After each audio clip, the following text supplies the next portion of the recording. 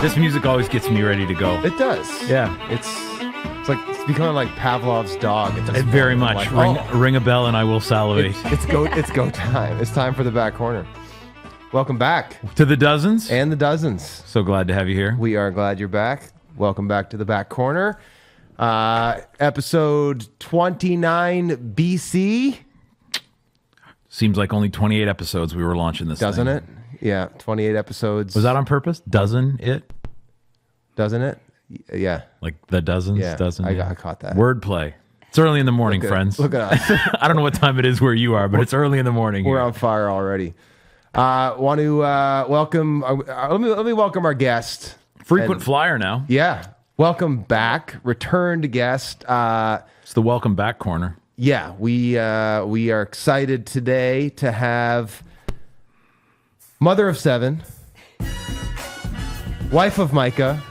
That's good. Intro music. Isn't that good? Yeah. Oh, whoa! It's gonna be another. I was just getting into the groove. It's gonna be another one of those days, Brent. Oh shoot! I see what happened here. Let's hold on. Oh man, and now it crashed. Your party machine is failing us again. You just say it. Yeah. Let me try it again. Mother of 7, wife of Micah, homemaker, dietitian, leader in the church, all-around incredible person, friend. Most recently, she is the host of the Praise, Prayer, and Protein podcast, making her second appearance in the back corner. Ladies and gentlemen, give it up.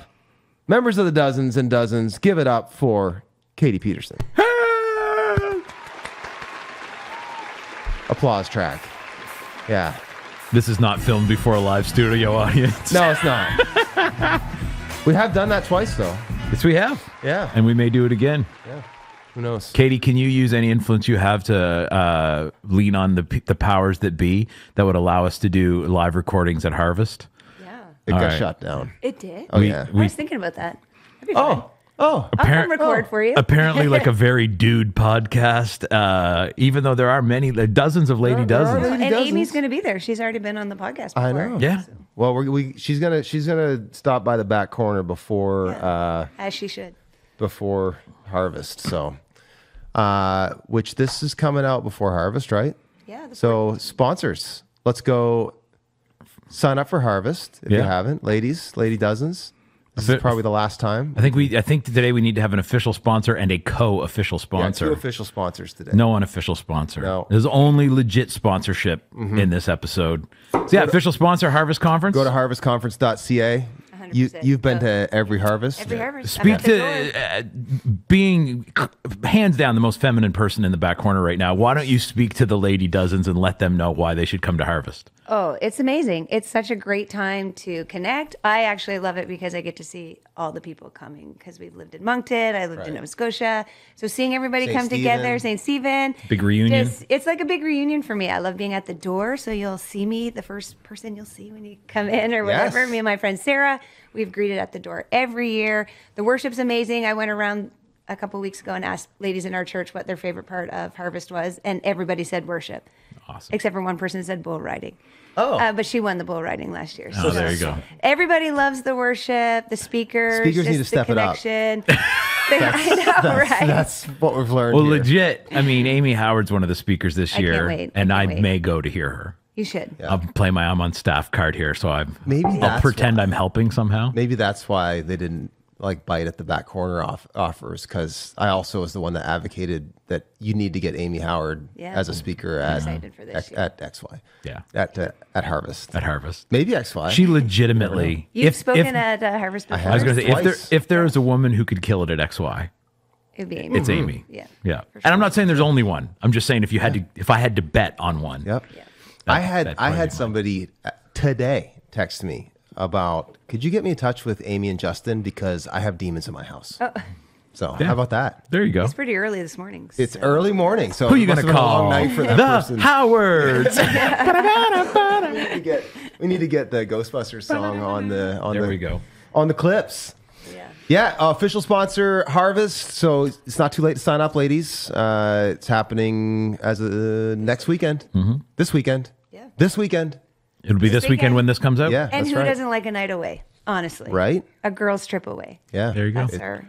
Go And to then, harvestconference.ca. harvestconference.ca. signed up. Co-official sponsor Yeah. is Katie's new podcast, Praise, Prayer, and Protein, available wherever finer podcasts are found, Yes. I assume. Yeah, it Yeah. is. There you go. So go check it out. We'll talk about that a little bit more later on For sure. in the show. So Yeah, so we got a little new segment we're going to try out today. Our producer, Ron, really loves to do research. So we're going to do a little research with Ron. We're just going to take a minute, do a quick poll. Ron loves research. Dude, guy is a spreadsheet fiend. Actually, though. Research with Ron. So we're doing research with Ron. New segment. Got a quick poll for us. Ron, what are we weighing in on today? What is the quick poll? Well, since when people are listening to it, it had been Thanksgiving not too long ago. I want to know if you prefer turkey or ham. Oh. Pulling the dozens. And you, if you're watching on YouTube or if you're listening on Spotify, Yeah. you can comment. Totally. Weigh in the comments. So give us- Ron needs a large sample size for I need this dozens and research dozens. to be scientifically valid.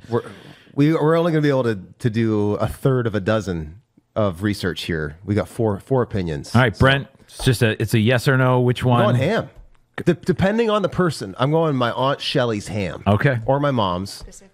But my Aunt Shelley seems to put a little extra brown sugar in that Yeah. in that baby, so it's usually really good. Katie, turkey or ham for Our Thanksgiving? whole family is turkey. All 9 of us. Okay. Yeah. We're turkey. I do like turkey, by the way, for the record. But Yeah. if I can only do one vote, ham. Turkey, I, one turkey, one ham.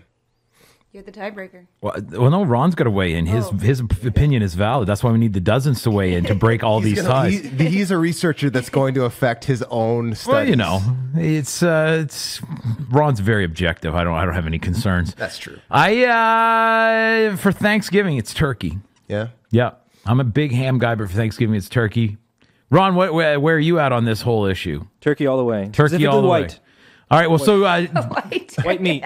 I like the legs. oh, dude, dark meat. The Yeah, dark meat I'm going for dark. sure. White Yeah. meat is legitimately a conspiracy. When they first started breeding turkey and chicken for food, they were trying to figure out how to increase the amount of meat. Hold on. Yeah, no, this is legit. Okay. How to increase the amount of meat yield from a given bird. And at the time, dark meat was preferable because it's better. It's more flavorful, more juicy, all that kind of stuff. But they could only figure out how to make the breast meat grow weird, like freakishly big in these animals when they were breeding them.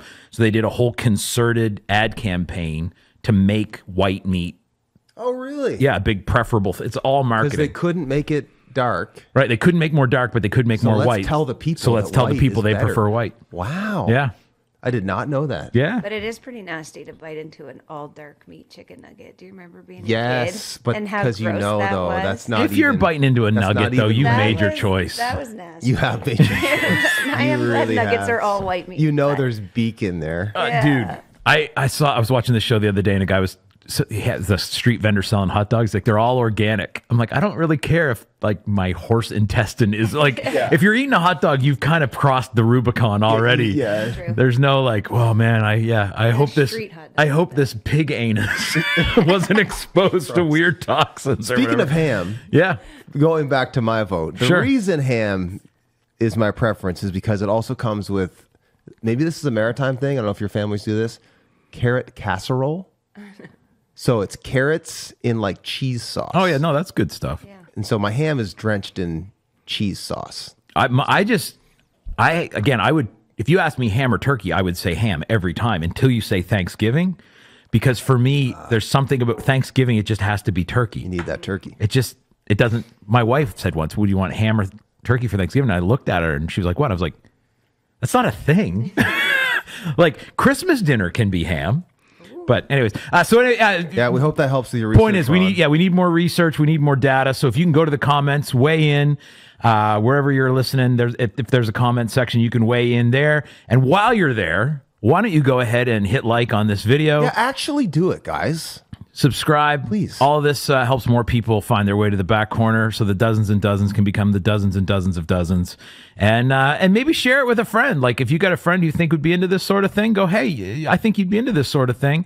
If you have 2 hours to half waste and half really invest, Hey, Jump in the back corner. Can we get a sponsorship on the Praise Prayer and Protein. Pancakes Praise Prayer Protein podcast? Yeah. Give us a shout out. Okay. Please. I think you could do an episode if you had Because you're going to pass us in numbers very quickly. if you had a I'm bunch sure, of like friends on to goof off, like a less serious episode sometime, you could do Praise Prayer and Pancakes and actually eat pancakes. We're going to do like a girls' back corner. That's what I'm like saying. What it's like on our momcation. You know? Totally. I could totally see like 5 or 6 ladies just eating pancakes, talking about stuff. We don't eat pancakes. I mean, That's what makes it special. now, this time, You got to have a recipe for high protein pancakes. There's got to be a way to do that. this is a crossover episode.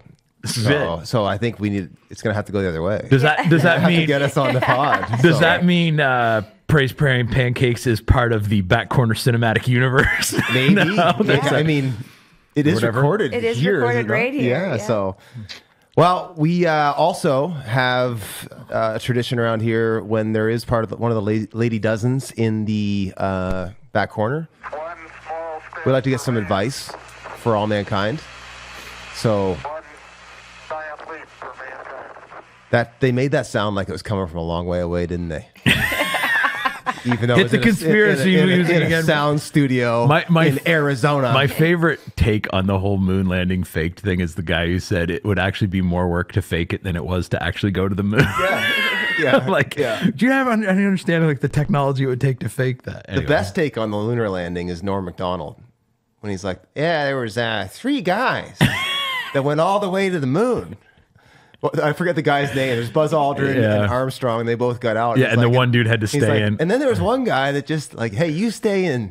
You know, he's like just waving through the window. Like, imagine flying all the way to the moon. Yeah, getting And you're that not allowed to close. get out? There's like 3 steps. Yeah, It was a small step too. it's a small step. So what's a small step for men that are not on the moon? Are you talking like married men or just men in general? Just Whatever's on your heart. whatever you think's going to help mankind I the most. used my good one the last time, so now I have to think of a second one. We don't remember. You could do it again. I'll be honest, I don't pay attention whenever women Oh my talk. So I'm gosh, just kidding. I didn't even. Wait, give me a hint. How can I? Give me a hint. How can I? How can I help? make your day better? Yes. Yeah, how I do can remember. There you I go. do remember. I'm I do glad remember. you're using Okay. it. All right. Give us another one. Give us another one. One thing I was thinking about is, do you know your wife? Like, do you know what she likes? Are you like a student of your wife or your spouse? Like, do you study each other to know like what makes each other tick? Like, what does she like to do? Like, because if you like to have these debates or conspiracy things, she might not always like to do that. You know, she might like to go out and play games or watch movies or watch Hallmark. I or- studied my wife, and then she was those like, things. "Stop staring at me while I sleep." So I had to adjust Not that. This is getting creepily. creepy. I don't know if okay, it was just the like, staring or the do you clipboard know that her weirded favorite her out. But coffee, her favorite little treats, her favorite like does she like gifts? Does she like words of affirmation? Yes. You know all the love I language know all those things. types of things. Great. Then you're doing amazing. Way to go. I legitimately don't understand people who like guys will be like, "I'm married for 25 years. I don't know what the deal is with this lady." I'm like, seriously, dude? Like 25, like I know that's a long time. Like that's at some point. I think part of the problem for some guys though is they have to, when they're trying to understand their wife, they think they have to understand why, and you don't. You just have to understand that. There's never a why. Like- it just is. Yeah, like if she likes whatever, you don't have to understand why she likes that, or if she hates what, like just assimilate the information. And if someday you do figure And out it's why, going to great. change but- all the time. So like this is like a daily, changes? weekly. Oh yeah, it's Oh, no. going to change constantly. It's never going to be the same. Yeah. It might come back to things, but You should know for at the least. most part, it's always going to be changing. You should know your wife's love languages. 100%. That's probably a good starting Yeah, point. totally. And like legit, if there's like whatever, if you're gonna pick her up a treat or something or a gift, like you should know what she. Yeah. You know what I mean? Like it's like that. What's the episode of The Don't buy her a Simpsons? Kit Kat if she likes coffee crisp. Right. Well, or the episode of The Simpsons where Homer buys Marge a new bowling ball, but it says Homer on it. Yeah. It's like, I mean, but yeah. Oh, well, you got to know I like it. what kind of coffee she likes. What does she take in her coffee? Good advice. Thank you. welcome. So now I have 2 things to remember Yeah. for the next time you come on. Yeah. How can I make your day better? And study your wife, And what but is not your in a creepy way. And what Not is in your a creepy deal? way. And what is your deal? Is it Maybe it- don't ask that question. Yeah. Just like more. flip it back? is it fair to say it's worth a wife studying their 100%. Okay. You should. Good. Yes, of course. Good. But I think This is a mutual. I think husbands are easier to understand usually. They Very usually don't much change. so. And I think because we broadly speaking, stereotypically, on average, We are less complex creatures. and we're more linear. yeah. Yes. Like you can figure out why Yes. with us because it's probably a pretty like Yeah. because food good. You know what I mean? Because whatever, like because me like be comfortable, like Yeah. that kind of thing. Yeah. Yeah. Yeah, for sure. We have some listener stuff to do today. So We love hearing from the dozens. We've got some stuff we've heard from the dozens. It's going to take us on a bit of a journey. And so without further ado, first, I thought I would read some favorable feedback. I love favorable. We got feedback. a really nice message sent in from one of the dozens. I thought they know that our love language is being told we're great. words of affirmation. That is actually one of my love languages. 100% one of my love Yeah, languages. so just tell me I'm awesome. Oh, you guys are awesome. Yeah. Thanks. Aw, man, you know who we Me love too. having here in the back I'm corner? also Learning a words quick. of affirmation. We so we that's love good. having Katie here. Yeah. She makes us feel so good. I legitimately have a hard time understanding people who don't like words of affirmation. And if I'm being honest, I have a hard time not because I'm very not into material things. It's like sometimes people are like, I just don't feel loved until you've spent money on me. Like I have a hard time reminding myself, like, that's not a shallow thing. It's actual love Like language. it's how they're wired. Yeah. It's I like no gifts. more shallow than people have than me going, you have to tell me I'm cool. All five. It's like I'm all five. Well, I think we probably can rank them. We do. I would go affirmation, touch, gifts, Service. service, time. Affirmation, touch, service, time, gifts. What are your 5? Rank them. Oh my gosh. You don't even know yourself enough to do it. I do. Affirmation, and then quality time. Then gifts. Service. Touch and gifts are both last, I think. Typical. Yeah. Yeah. I'm glad that gifts are my lowest because I know myself well enough to know I'm horribly hard to buy for. Right. And I would feel terrible for my poor wife if gifts were high and it was impossible to know what I wanted. Like, Right. so fortunately I'm hard to buy for, but also I don't really care. Right. If you Yeah, buy I don't for think me. people who have the gifts one is not like that you have to have the perfect gift. It's that you were thinking about me. Yeah. That's the like. Well, like see, but just- I don't like clutter. So if you're not going to get me something I'm going to use, I will throw it away and you'll see me do it. Melanie And- came home from Costco the other night. She bought Medijewel dates.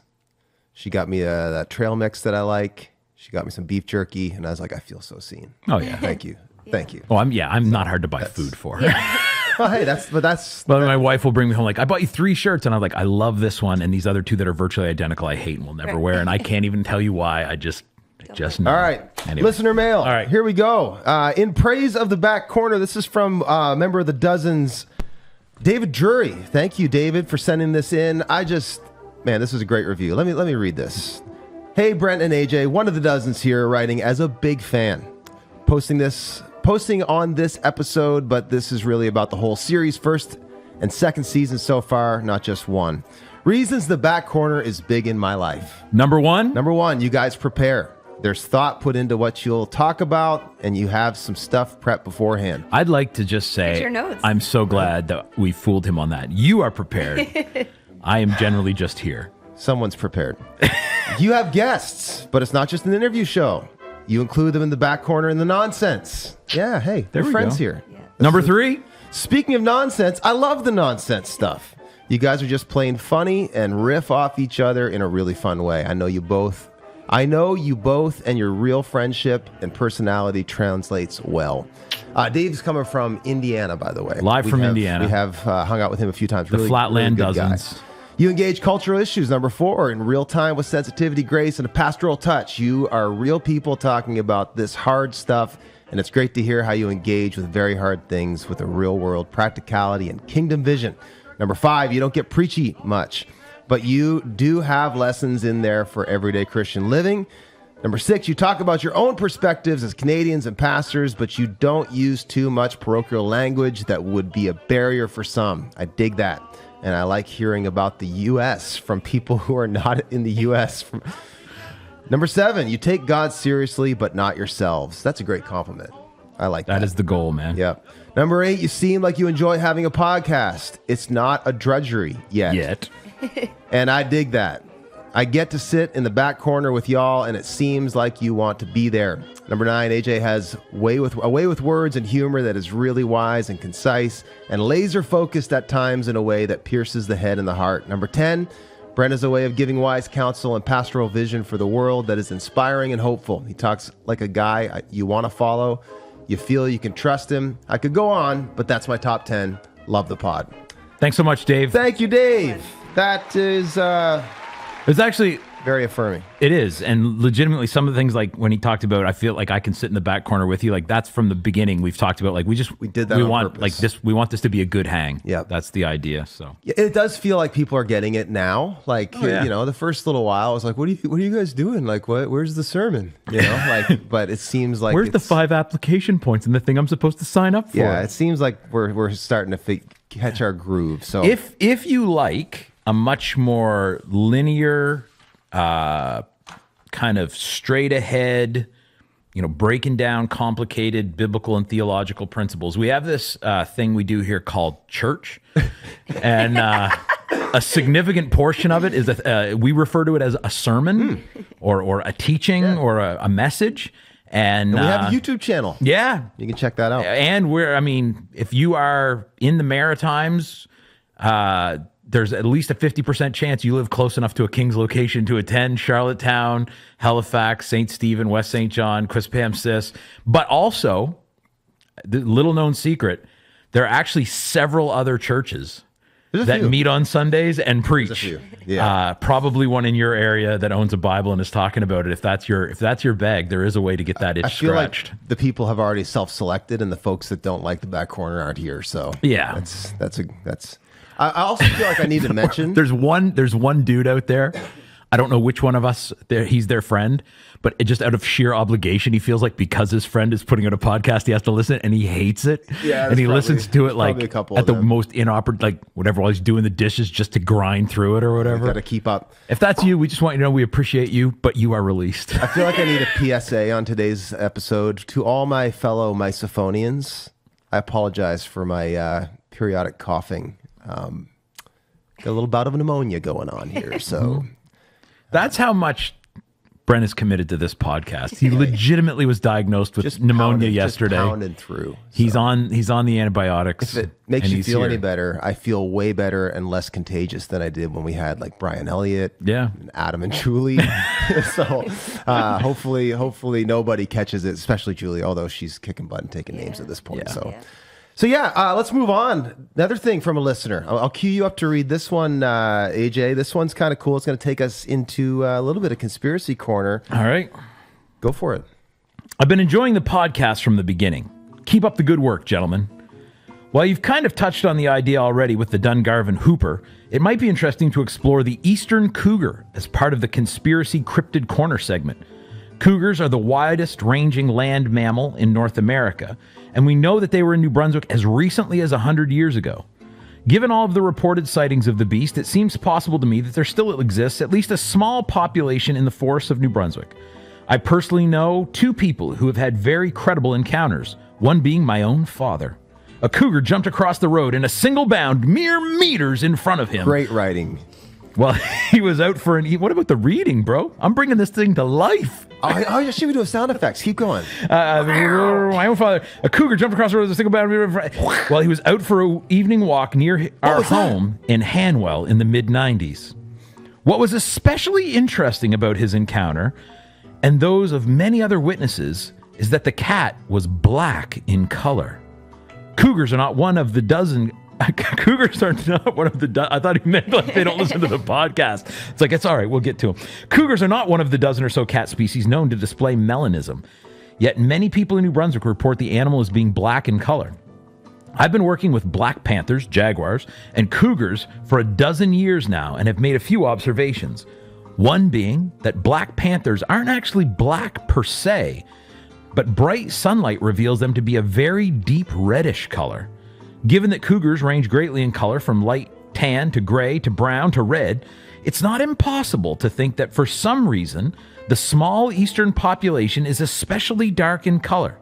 Another observation I've made is that cougars are incredibly cunning and stubborn. I won't do it. At the zoo I work at, all of our big cats are trained to various degrees, lions, tigers, jaguars, leopard, except for the cougars. This isn't because they're less intelligent than other cats, but the opposite. They are too smart. They are insanely stubborn and refuse to be trained. We call those chihuahuas in my house. They are also insanely elusive animals. That is not a chihuahua. It wants to be in your lap. If they don't want to be seen, they won't be seen. I've seen them essentially disappear before my eyes. Who would think that, you'd think they'd vanished into thin air. If they can do that in a zoo enclosure, imagine what they could do in the thick forests of New Brunswick. I've also unofficially surveyed several forest rangers on the subject and have discovered that there is roughly 50-50 split of believers and unbelievers at the Department of Natural Resources. Assuming that even a small fraction of the sightings in New Brunswick are credible, I think it's fair to at least admit that the existence of eastern cougar is not only possible, but maybe even probable. So if they do exist, then why does the government no longer acknowledge them?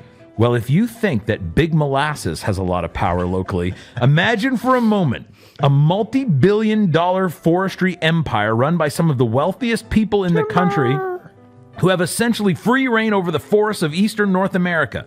Might it be in their best interest to cover up the existence of a rare subspecies of an animal long thought extinct in these parts so that they can continue to exploit the animal's natural habitat? So in summary, my theory is that the government is colluding with the forestry industry to cover up the existence of the eastern black panther. Thanks for tolerating my ramblings and keep up the great work on the podcast. Thanks, James. Thank you, James. That was awesome.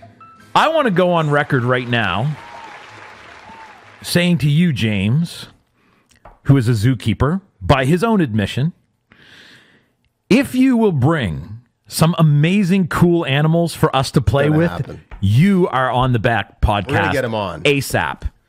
Dude, bring no insects, birds, reptiles, amphibians, mammals. No insects. Don't show up in here with a giant millipede. I will scream like a girl. I like this. This is a hot take. I mean, on the Black Panther, on the Eastern Cougar. I'm not sure how all that like intimidation and cover up would work other than just pressuring the government not to dig into it. Like, I don't think they can go around to every person who thinks they've seen one and be like, you didn't see a thing. I don't know if I believe the Irving collusion. Let's just he didn't name names. It could have been any forestry giant in New Brunswick.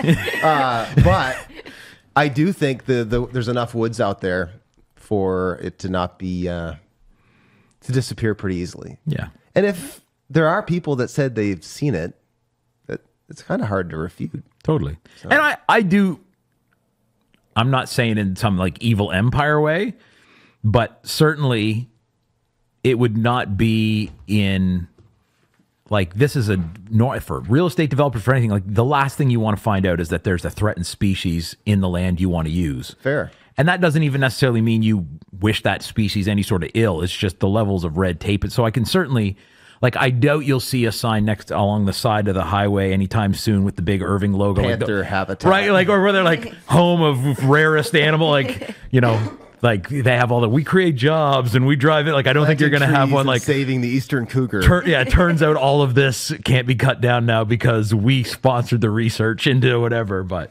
yeah, I like it. Well, we hopefully can get James on the back corner someday, bro, and that would be super fun. If there's I will come to you. I'm not saying the back corner, but I will. If you can, live from the zoo, dude. I would. If there was ever a remote for us to do, we could do a segment. Do it in the cougar cage. We won't see them. They'll disappear. It's true. I want a lifelong dream, man. I want to hang out with a monkey. James, can you make my dream come true? He might be able to. Bro, that would bring me so much happiness. I heard they have tiny monkeys at that zoo. I love monkeys, and if there's anything I love more than monkeys, it's things that are tiny. Yeah, it's a great zoo. Magnetic Hill Zoo, yeah, if you're wondering. In Moncton. Haven't been in bajillion years. I think I went when I was a kid. We've gone quite a few times in the last 5 years or so. Yeah. Yeah, it's great. We still have more stuff from listeners, so this is taking us on a journey today. It's a real love fest with the dozens today. This one, our next writer, our next installment here, I walked into my office and there was a parcel, and it just said from one of the dozens. It's an anonymous. Ooh. This is, I believe, the second time this individual has sent us something. They sent us the book on cryptozoology. Here's what I love. The just lots of affirmation letter was signed David Drury. Yeah.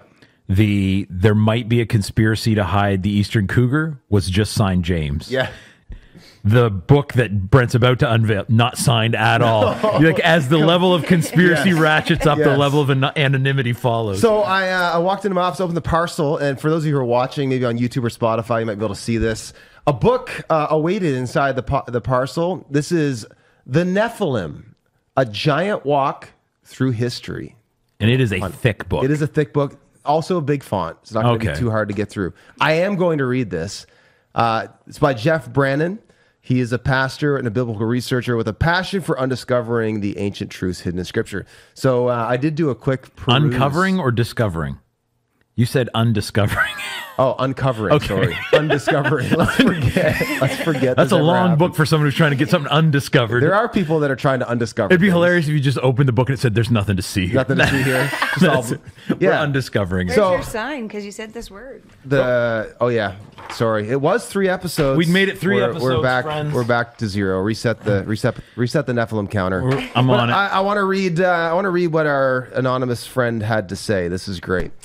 Hello, Back Corner Podcast. I hope this letter finds you well. As season 2 kicks off, I thought it would be only fitting to hit that Nephilim counter right out the gate. I wanted to recommend a fascinating book, The Nephilim, A Giant Walk Through History by Jeff Brannon. It's a compelling mix of biblical scholarship, ancient legend, and fringe archaeology. Now we're speaking. There we go. All centered around. If there's one thing I love, it's on archaeology. If there's 2 things I love, it's fringeness. Yeah. The tantalizing premise that what if the Nephilim were real post-flood? And history's been covering it up ever since. You were dying to know that, Katie. You came here to find out. I'm pretty sure that's the whole theme of the first episode of Prayer, Praise, and Pancakes or whatever. No. Protein. The Genesis 6 paradigm, it talks about giant tribes in the Old Testament and why it still matters. Perhaps the most compelling is Brandon's conclusion that if the Nephilim narrative is true, it reframes our understanding of biblical cosmology, spiritual warfare, and boundaries between heaven and earth. I actually believe that. I think that as I have looked into some of this stuff, it is sort of reshaping like what Jesus accomplished on the cross, that the work of redemption is much bigger than just for human beings, but there's a whole heavenly component that we don't... The Nephilim can be saved? That's a whole conversation we could have. I just believe that the power of God to redeem is substantial. However, fallen angels won't be redeemed. But what if you're half angel, half human? There you go. Questions to consider. Why it still matters. I think there's material here for potential Back Corner midnight mini series. Nephilim Nights. I love it. He's bringing the idea.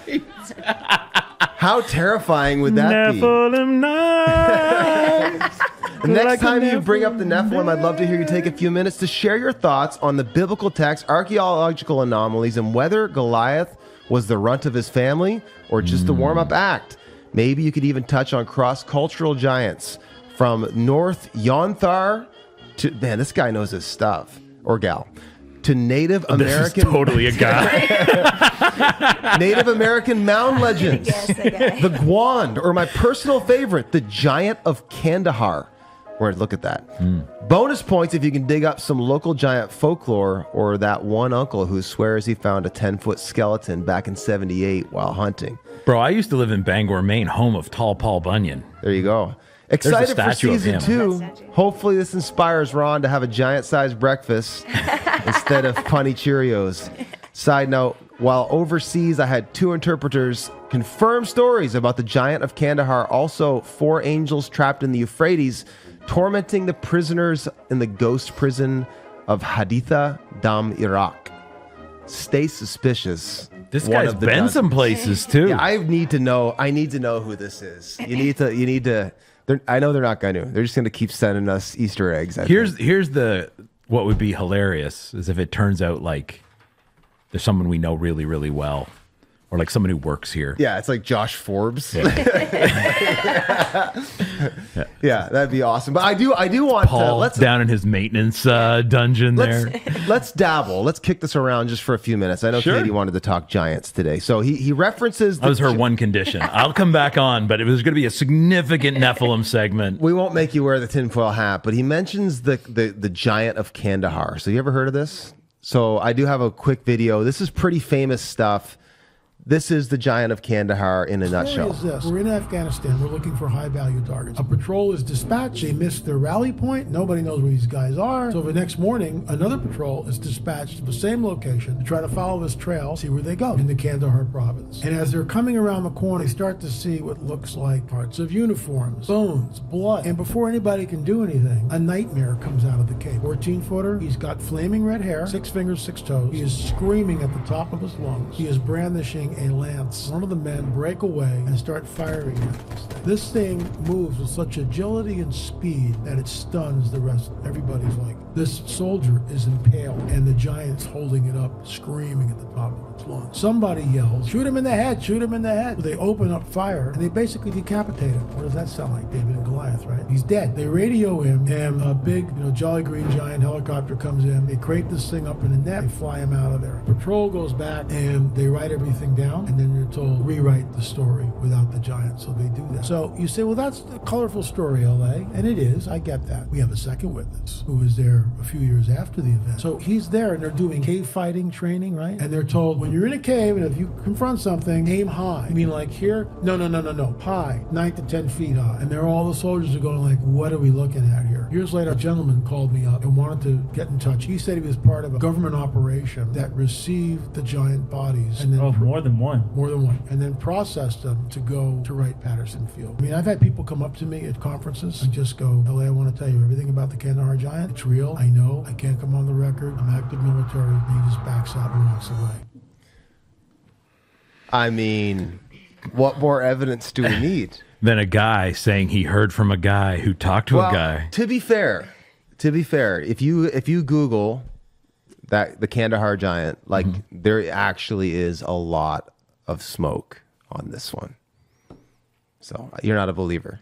I think this stuff, I'm not saying I don't. I just don't think this is evidence. No. I think it's very easy but that's because the museum stole the bones. When I was a kid, Smithsonian there was a lot of smoke around Father Andre dying on Caton's Island. Didn't mean it was true. Like lots of people told the story. Lots of people, like my brother, had experiences, and he had friends who'd seen things. And there was I'm just saying these things can self-perpetuate. I'm not saying it's not true. I'm just if that was one of the guys, and he's like, I was there and I saw it, and he had 3 friends who were there, and they like I don't think it's not possible. I just don't think this is evidence.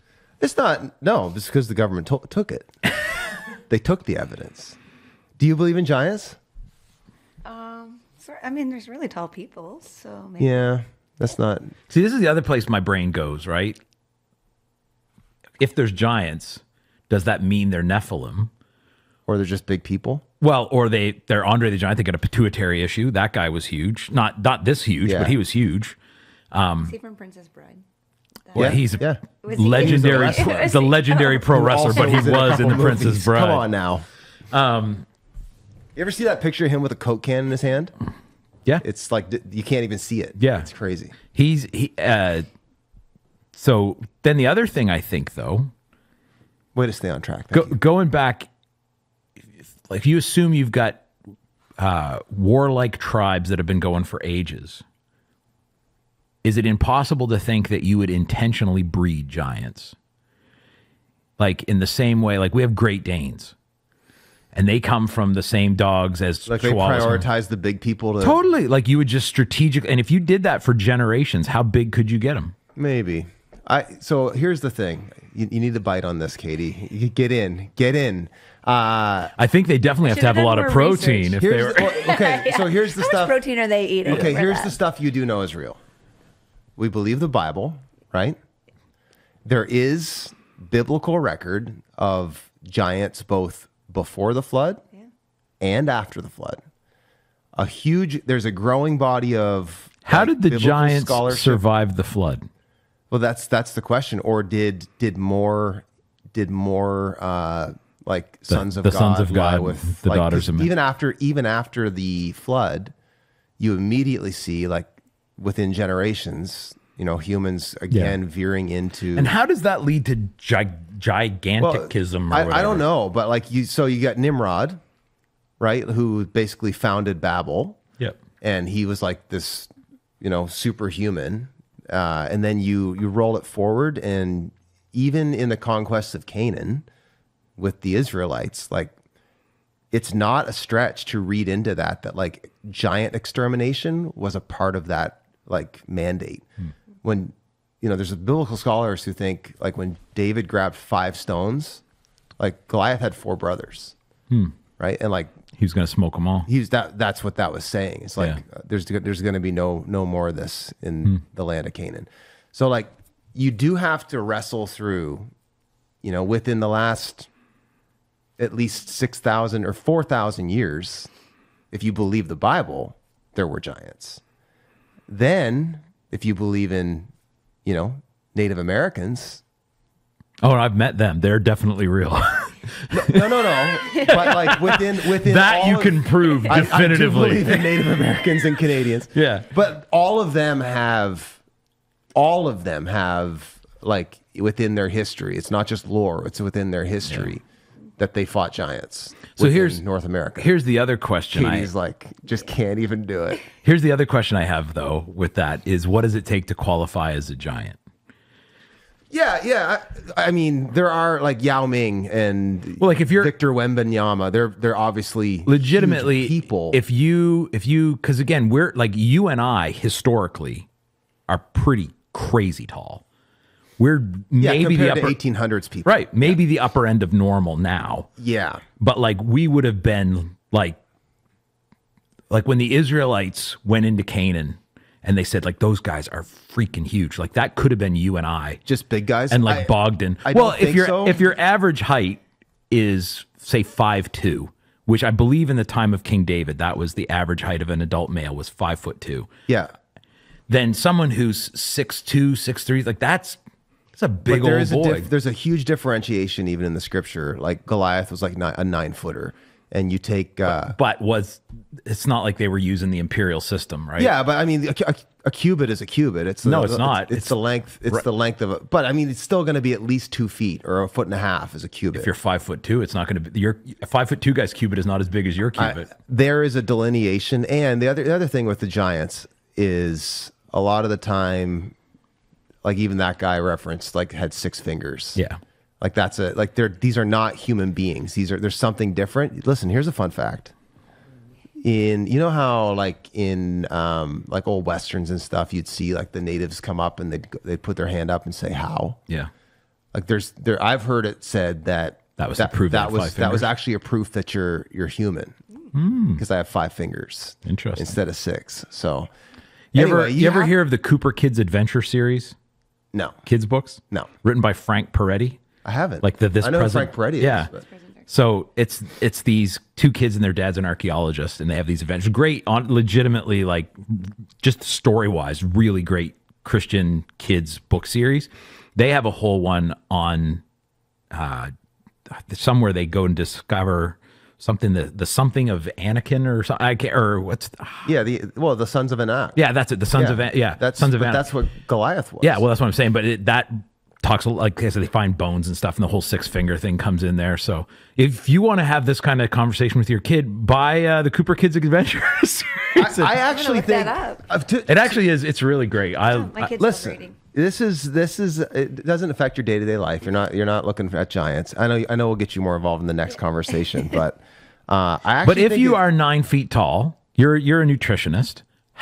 What do you think in the caloric? What do you think the calories to maintain is? Even like a 6'7", like we had to do like a study in university on like the basketball team. And they were like 6'7", 6'8", and it was ridiculous. And not jacked, probably. Not like a giant. No, but I mean not 6'7", and like skinny, basketball player is different than yeah. like Brock Lesnar if he's 6'7" or whatever. Yeah. Lots of calories needed if you're a giant. Yeah. What are they eating? How many grams of protein is that? So That's many. why they eat people. What is Totally. it, a gram per pound or something? It's just, Yeah. it's not personal. It's protein. First guest on Praise. Bro, I'm just trying to Protein. maintain. Yeah. I find it super interesting. It's fun to think about. Yeah. I don't think, anyway, it's not really affected my day-to-day life a whole lot, but if you do start zooming out on, you know, the worldview that the Bible actually paints, it leaves a lot of room for weird stuff. And then you start looking at history in that lens, and, you know, it's like... The ditches I try to stay between are, on the one hand, believing what is a lot of hearsay, but just hearsay in this case, definitely proves something. I think you can't just, oh yeah, like 6 guys said it. Three guys talked to 3 guys. It's like, that's a urban legend level stuff. And on the other side, though, going that because there isn't something that would pass as irrefutable scientific evidence of something in the current day, that it can't be true now or never could have been true in the past. Like, I think some people tend to go, you either have to believe it, like this exact example of this thing definitely happened the way somebody said it happened, or none of this stuff could ever be real. And to me, like, the idea, whether or not the Kandahar giant is real and whether or not these guys actually saw or experienced that, does not negate the concept that something like that could be real. Yeah, and the Bible is super clear about it. Like, even the first, like, Og, right? Og, when the Israelites go into Canaan. That is such a giant name, isn't it? Yeah. Me Og. Yeah, I mean, hey, if any of the dozens want it, like, Very on brand. look up the Wheel of the Giants. It's in a place called Bashan in, like, northeastern Israel, and that's where they believe, like, the Israelites conquered Og, and that was his thing. If we want to go real conspiracy, I think this answers how the pyramids were built. Yeah, giants. They were just lugging those. No, that's people who were moving matter with sound. Oh, we'll really? get into that another day. So, all right, let's move on. In deference Why to would our you? dear, Why would you sister, assume giants when telekinesis is right there in who's front not of you? biting at the giant conversation? She's like, I'm trying to launch a serious podcast, and I don't need a clip of me talking about that I saw a giant on YouTube or on Instagram. So we're moving on. All right, we got one more thing from listeners, listener mail. This one's going to be fun. This is a good Christian conversation we need to have. A nuanced discussion. So we just celebrated Thanksgiving, and next stop on the human holiday or special occasion calendar is everyone's favorite, Halloween. Halloween. Here's a question submitted by Debbie. Debbie's asking, with Halloween Day coming up, what's your take on celebrating it? Some say if we celebrate it, we're, not being faithful to God because it's Satan's most celebrated day of the year. Are we opening ourselves up to spiritual attack? Can you please explain your thoughts? Blessings, Debbie. Thanks, Debbie. It's actually a really good question. And I have been wrestling with this for probably, since I've been in ministry anyway. I didn't think a lot about it before, but probably about 20 years. And I've flip-flopped and been all over the map. So, guys, what's your take on that's the question. What's your take on Halloween?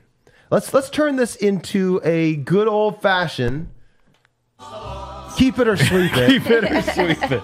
Are we keeping or sweeping Halloween? That's a good way to do it. I'm not going first. Go ahead, AJ. I sort of like you, Brent, I've vacillated on this a bunch.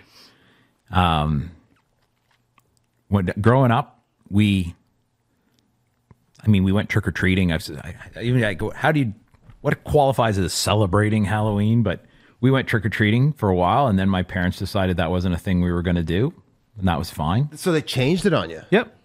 Wow. And then they took it back. That's kind of the approach we took with our kids.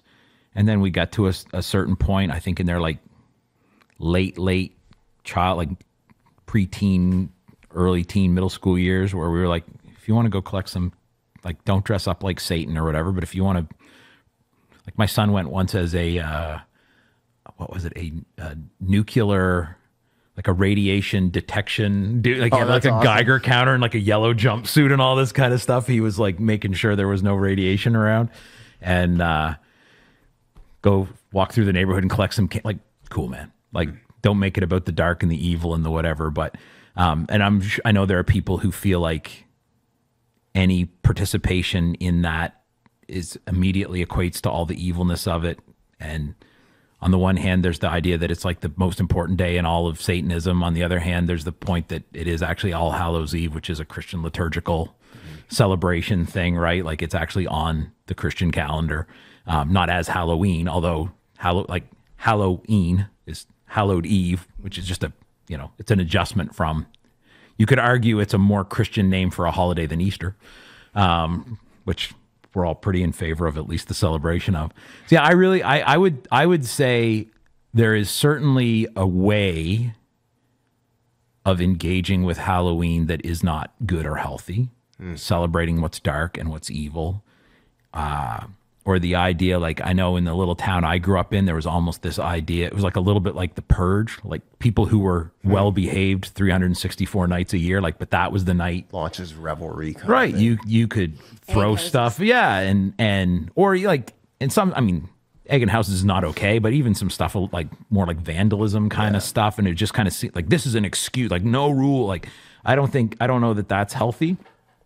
I sometimes wonder like, where the line is between rejecting and giving up an opportunity to engage our culture with not being tainted by our culture. And so like, fine line. Yeah. Like I don't know that it's the best, even when we didn't, like when our kids didn't go out for Halloween, we'd always do something as a family just to like, like, yeah, you sit home and do homework tonight while your friends get tons. Like we'd get a movie and get some ice cream cake. Like we'd make it a night, like a family night thing. But like I've known families that like won't give out candy, and I'm like, I'm not 100% sure that's a worthwhile message to send. Like, yeah, what does that say?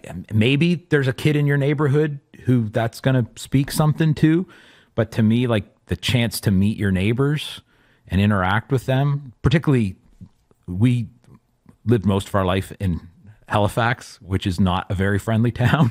And so like, that was one, like sometimes that's the only time in a year you might actually see your neighbors. And so I think there's something to be said for, again, like you don't have to dress up with goat horns and be like, I hope y'all go to hell, here's some candy. You know what I mean? But like, you can just be you as a dude going, here's a bag of chips, man. Yeah. Have a good night. Have a good night.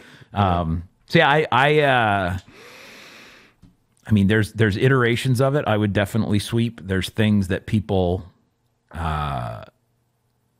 lean into that I would definitely sweep. I don't know there's any parts either that I'm a hard keep on either. I think there's a lot of nuance to it, and I think we need to kind of give each other grace as how we try to navigate that. Yeah, good word. That's good. All right, Katie, you've been quiet. You didn't want to talk about Giants. Give us your Halloween take. the Keep or Halloween sweep take. Halloween. I'm going to keep some parts. Candy, one. Yes. I'm as a keeping dietitian. the candy the day after Halloween when for it goes sure. way on sale. Pro tip for you youth workers out there. Get it the day after. We used to do a big youth rally in February, and the day after Halloween, we would go buy a crap load of candy to throw out at the youth rally and just throw it in the freezer for like 5 months and then pull it out. Anyway, sorry, I interrupted you, Katie. It's okay. For us, we've just always been sort of a no. For Halloween, we had like an incident where we lived in like a subdivision when our oldest was a baby or young. And the neighbor kid across the street came in a very scary costume before Halloween to our door and kind of came in. He had open access, like Steve Urkel. He just would come into our house sort of thing. And it scared Eben, as a 2-year-old or 3-year-old. And so I was like, I don't know. And we did a lot of research, and Micah's family never did Halloween. They always dressed up like hillbillies and went bowling or something and ate candy and, made it a fun night. So we have just done that. I think one important thing is to ask the Lord, like, are you just going with culture because we don't want to say no to our kids? Right. Or have we actually sat down as a couple, for Mike and I, and talked it through and prayed about it and said, what is the Lord asking of our household to do for this day? And even last night when we were talking about it around the table with our kids, because every year it comes up, especially for the middle school kids, why can they and we can't? And, we just try to say, well, these are reasons mom and dad feel we're not going to celebrate, because it is very dark and it's very demonic. And some houses are really scary. Like, I follow some people online. They're like, my favorite thing is scaring the crap out of your kids. So if you don't like that, don't come to my house, And I'm just like, we have to protect we protect everything that comes into our house, what they see. So why would this one night a year where they can go out, that we wouldn't protect them from, I don't even like seeing some of the decorations in the daytime, let alone at night. It's just kind of like, it's a little too much. Like, I think our culture has gone way too much, way too demonic, way too just passive about the things, the costumes. There are like some super inappropriate costumes you're putting your 3 or 4-year-old in, your teenage daughter in, like there just is some really inappropriate stuff. If you're looking for a good, I recommend a yellow jumpsuit, and they can go as a radiation. So for us, we're like, if it was just collecting candy and wearing really fun costumes, 100%. We are there. We are partying. We are celebrating that day. But it just, You guys do that all year round. we do that all anyway. year round. Yeah, you want to come to our costume party?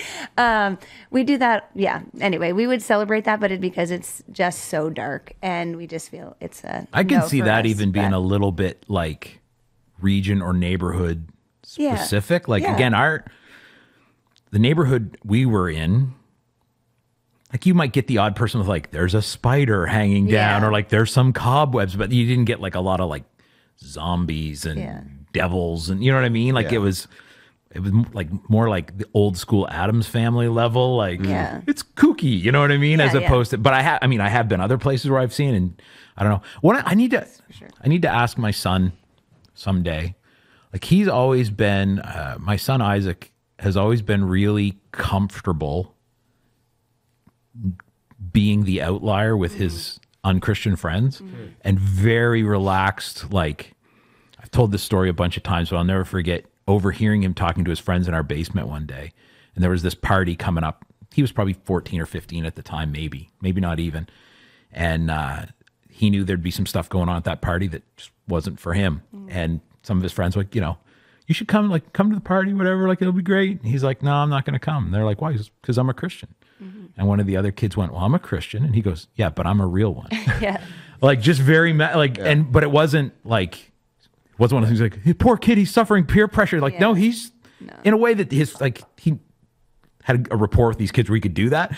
But like, he's just slapping them in line going, no, dude, that's like, I don't care that everyone else is doing it. I wonder if that, in those formative years, us not doing that, even just kind of established for him, like, it's okay to not do what everyone else is doing. Even last night at the table, because Eben and Isaac are friends. Yeah. Eben was just like, it celebrates death. Jesus conquered death. We don't celebrate it. Mic drop. Like, it was just sort of like, we don't lack because we don't celebrate. Totally. We do the same thing. Like, we get pizzas. We invite other families that have chosen maybe not to partake in Halloween. We buy the candy. We give the kids a bag at our building, and they run around, and we toss candy into their bag. Like, they go to school the next day with their lunchbox full of candy. Like every other kid, we've had pizza party, we've had pizza the night before. What you're saying there is super wise too, of like balancing if you are going to choose to not engage in like the classical approaches to Halloween, if there are ways you can, like, you don't need to make it extra weird for your kids. So like, we're not going to sit there with our arms crossed. Like, don't send them with a bag of carrots to school the next day where all their friends are eating Smarties or whatever. Like, you guys, we also live in the country, well, and we have you no fortunately neighbor. live in a place where no one's coming to your house to trick or treat. So like, because that actually, like, where Melanie and I live, it's not an exaggeration. Like, there are within our 3 streets probably at any given time 2,000 to 3,000 people just everywhere. Like, they know the good neighbor, because we're in the back corner of the subdivision. Actually, we'll get maybe 100 to 150 trick-or-treaters, and like, so you're not escaping it. And there is something to be said about the statement that makes as a neighbor. So my take would be pretty nuanced, as is most things. Said the guy fighting for the giant of Canada. Yeah. First of all, there were giants up until 2 years ago. I will die on that hill. It's one of my nuanced takes. I would sweep it if I could. Like if I had the cultural authority to just say this is no longer a holiday and we're not going to do this, I would just sweep it. I would put it in the same category as like social media on my take last week. It's just like if I could get rid of it, I think it does more harm than good. Yeah, for sure. I'm not for it. That said, I can't get rid of it and I've got to deal with it. And so a few scattered thoughts I would have when it comes to stuff like this, you know, there's the 3 R's, right? Like we can either reject something, we can receive it, like just participate in it, or we can redeem it. And so I want to see it with, I want to engage this with redemptive eyes, I guess. Couple things. One, you mentioned All Hallows Eve. I do think Halloween has gone way too far. The horse is way out of the barn, and the devil has taken something that I think actually Christians, there was some wisdom behind doing that practice. Like our Christian forefathers had a way better grip on death than we do. And they kept it front and center. Like, you know, monks would have their own skull, you know, like I had people complain Memento mori. because there was a skull on the John branding. And like, did you know there's a skull there? I'm like, yeah, there is. Like, There's like 600 skulls in the room. yeah. They're just all inside flesh. But like still. it's the memento mori thing. Yeah, It's remember your death. It's remembering your mortality. Like that's how Christians. So I think we've lost some of that in, you know, evangelical circles. Like we just get way spooked by anything that's associated with death. And like Christians, death is the enemy, but we're not afraid of it. And I want to parse those two things out. Like we don't need to be scared of death. That doesn't bother me. The skulls, you know, having a day where we actually remember our mortality, that's fine. What the issue I have with it is, as that has bled into the occult. Yeah. That's the issue with Halloween. And so like to your point, you know, having people like having, you know, witch imagery and like ghouls and goblins and demonic stuff like that is opening doors, whether people realize it or not. Ron, I'm gonna get you to text them upstairs and tell them to turn that music off because my ADD can't handle it. The demonic doors that are being opened with Halloween is that's a huge problem. That said, we as Christians don't need to be afraid of that either. Like the Lord has given us authority, you know, to trample on the head of the serpent. Like we don't have to be scared of it, but we need to be wise to it, right? And so I armor up, all that to say, especially during Halloween, especially like I'm not afraid to go on someone's yard that's got, like I have a actual witch that lives down the street from me. She has a giant sign on her front lawn. It says like, I'm a witch. You know, I go by that. I drive by it daily. I point at it and I claim stuff over it. I'm shooting Holy Spirit at her every day. You know, like I want to see myself on mission.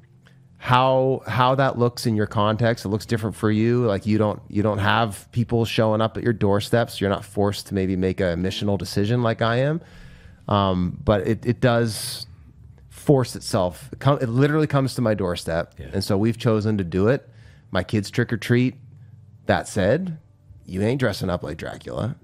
You know, you're not dressing up like demons and witches. Like you can be a hot dog, right? Or you can be organic or right. Like Costco, like you can be Iron Man. Like I don't care. Like and we'll do this. But yeah. So I'm shepherding my family through that. I'm forced to go in the waters some just by nature of where I live. You have to respond to it. Yes, and I think, even if your response is we don't do it, but I mean it exists. Yeah. So you got to have a. And I'm not. I would say, and I think you're wise in this, Katie. Like, and I think you talked about this too, AJ. Like, I wouldn't be a pushover with my kids on this. Like, I wouldn't just bend the knee because my kids don't want to miss out on something. That's never been a motivation. Like for us, it's more been, okay, we're part of this community. We're part of these. We live on these streets, and you know we're gonna have to engage somehow. So we're gonna be part of this, and fine.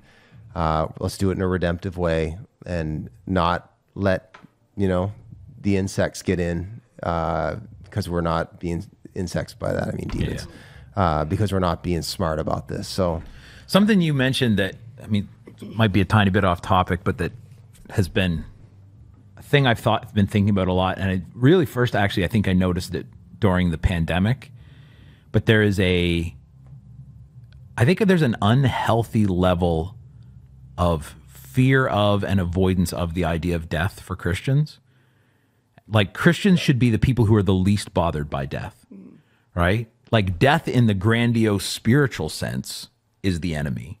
But like, the day this stops working, it's a good day. Like Paul said, to live is Christ, to die is gain. Like, he didn't just say like, I have some hope for, he's like, no, like, that's the best case scenario for a follower of Jesus is that you go through that doorway, right? And so I think remembering your death in the sense of like, make the most, use the time you've got. You never know when that day's coming. But also, like, somebody dying is not the worst case scenario. Yeah. For us, dying is like, it's not like that's how we're all leaving that way unless Jesus comes back first. And the good news of the gospel is not that you won't physically die. It's that your physical death, it's not really that. Right. It's just not have a hold on us. Right. It's not just like it's not a death big deal in itself, but it's glorifying gory death. Oh yeah, no, I'm not. yeah. This Like, is. I'm just that's jumping like- off from yeah. not. This is not Going to back to All Hallows That- Eve. Yeah, this exactly. I mean, like there's a place for that, Yeah. and we're Yeah. not scared of that type of death, but it is the gory, Totally. Oh, totally. nasty. Yeah. And I don't think we need to glorify decorations you're putting. Yeah. I don't think in we need your to lawn. glorify people getting killed, Yeah, which is no. generally what like. Yeah. No Halloween decoration is a 94-year-old woman dying peacefully in her sleep. There's a difference between. Can you imagine? We're just dead people all over the lawn. There's a difference between like having a good, healthy awareness of our own mortality and horror. Yeah. And horror is the issue, Yeah. and I think that's horror is from hell. That's not the kingdom of heaven. Glorifying the ending of life is a different thing than being afraid of the end of your life. Yep. Right. Yeah. No, it's a tricky one for sure. Like I respect people. To be clear, that's off topic from Halloween. That's just jumping out. Like I see that a lot. Like people like someone could die, and I'm like, and we'd miss them and all that. But like there should be.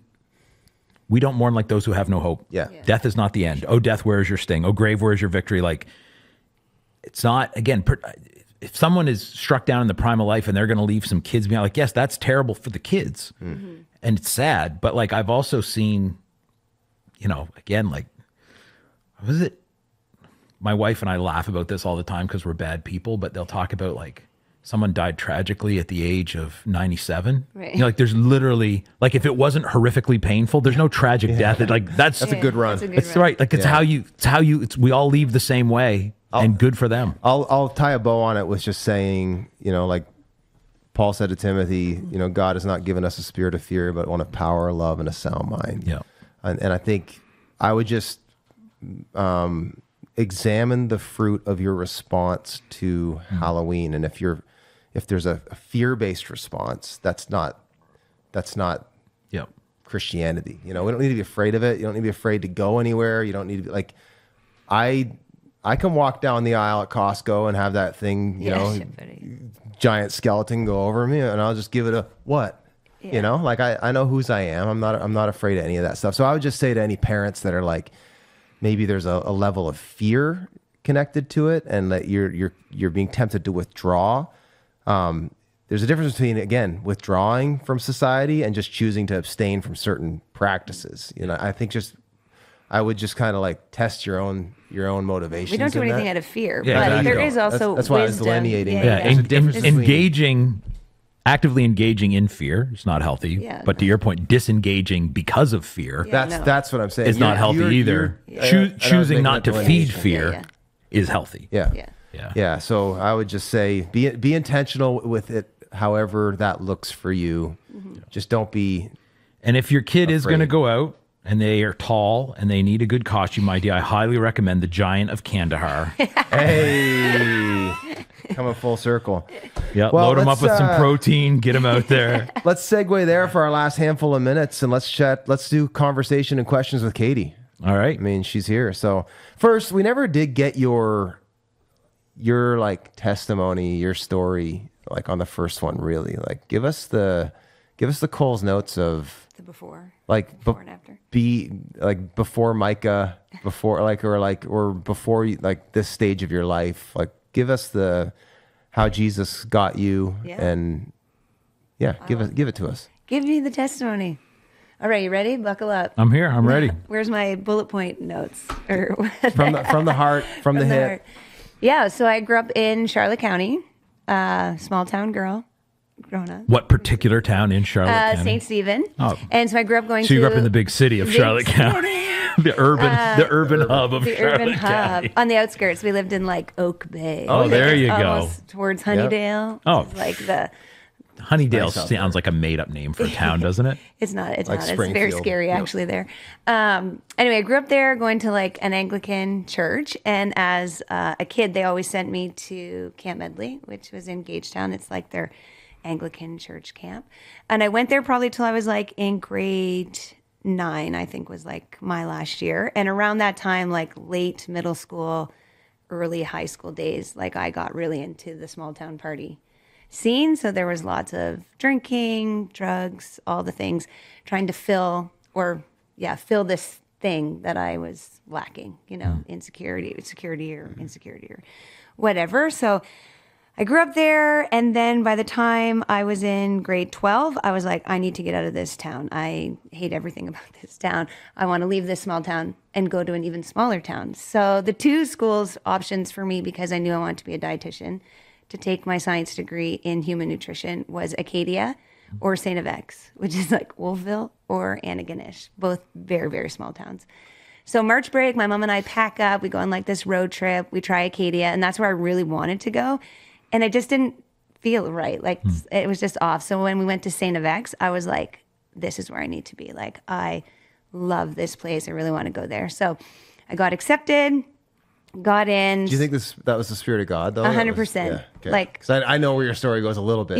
So I didn't know a relationship with Jesus at all. I never heard that in the Anglican church. It was just like, I believed there was a God, but I never really heard. Maybe he did preach that and I just never heard it. I never heard about like having a relationship with the Lord.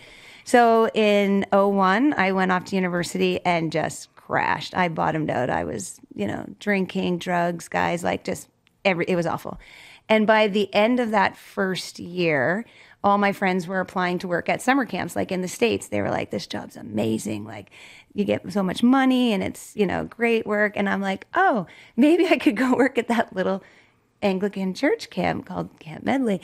So I come home one night really late from the bar. I don't even know how I did it. And I applied to work at a summer camp. Like drunk. Yeah, I have no idea how I I would even... like to work at your Christian summer camp. I have please. no idea. Kids with a Z. I know. I don't even know if that was popular back in 2002. No, it's just, you misspelled it. Yeah, probably. I have no idea. It literally was the Lord. I mean, you look back now and you're just like, that could only have been God. I end up getting the job. I have no idea how, when she called me and I had the interview, that I actually got the job, because I didn't even know Jesus. I knew nothing. I was just like, I go to church every Sunday. Most of the time I was hungover, but I did go to church, often enough. Pro tip: Go to just church. because you're hungover, still go to church. Go to church. I know. I was dumb. Anyway, I can do a podcast with pneumonia. You can go to I thought you were going to say church. if you could do a podcast hungover. You can go to church hungover. You That's can right. go to church hungover. I mean, the Anglican church, you're getting real wine there, so it doesn't There you always go. Hair of the settle. dog. It doesn't settle well if you go hungover, but it's okay. The Lord knows. So, yeah, in 2002, that summer, it was the weekend before staff training, and me and my friends, were getting ready to go out and party before I left for the whole summer.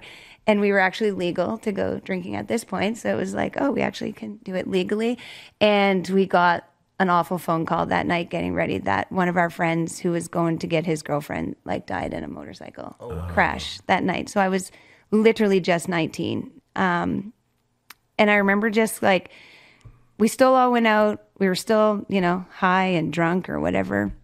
And I remember just sitting there, and it was like an out-of-body experience. Is this all my life is? We do this happy, we do this sad. This is just our life. It was just this very, weird moment of, is there anything besides this? And at university that year, like that January, I had met like a Christian guy who was like telling me about his walk with the Lord. Like, so I had these questions of like, well, I thought I was just like that person. Like when you were saying, well, I'm a Christian too. And it was like, well, I'm actually a real Christian, like that knew Jesus. So I had a lot of that conversation like stored away. And it was like, is there actually more to life than just this? So of course I end up having to be late for staff training because of the funeral was actually that day. And I remember like leaving the funeral home, my mom's driving me to Gagetown.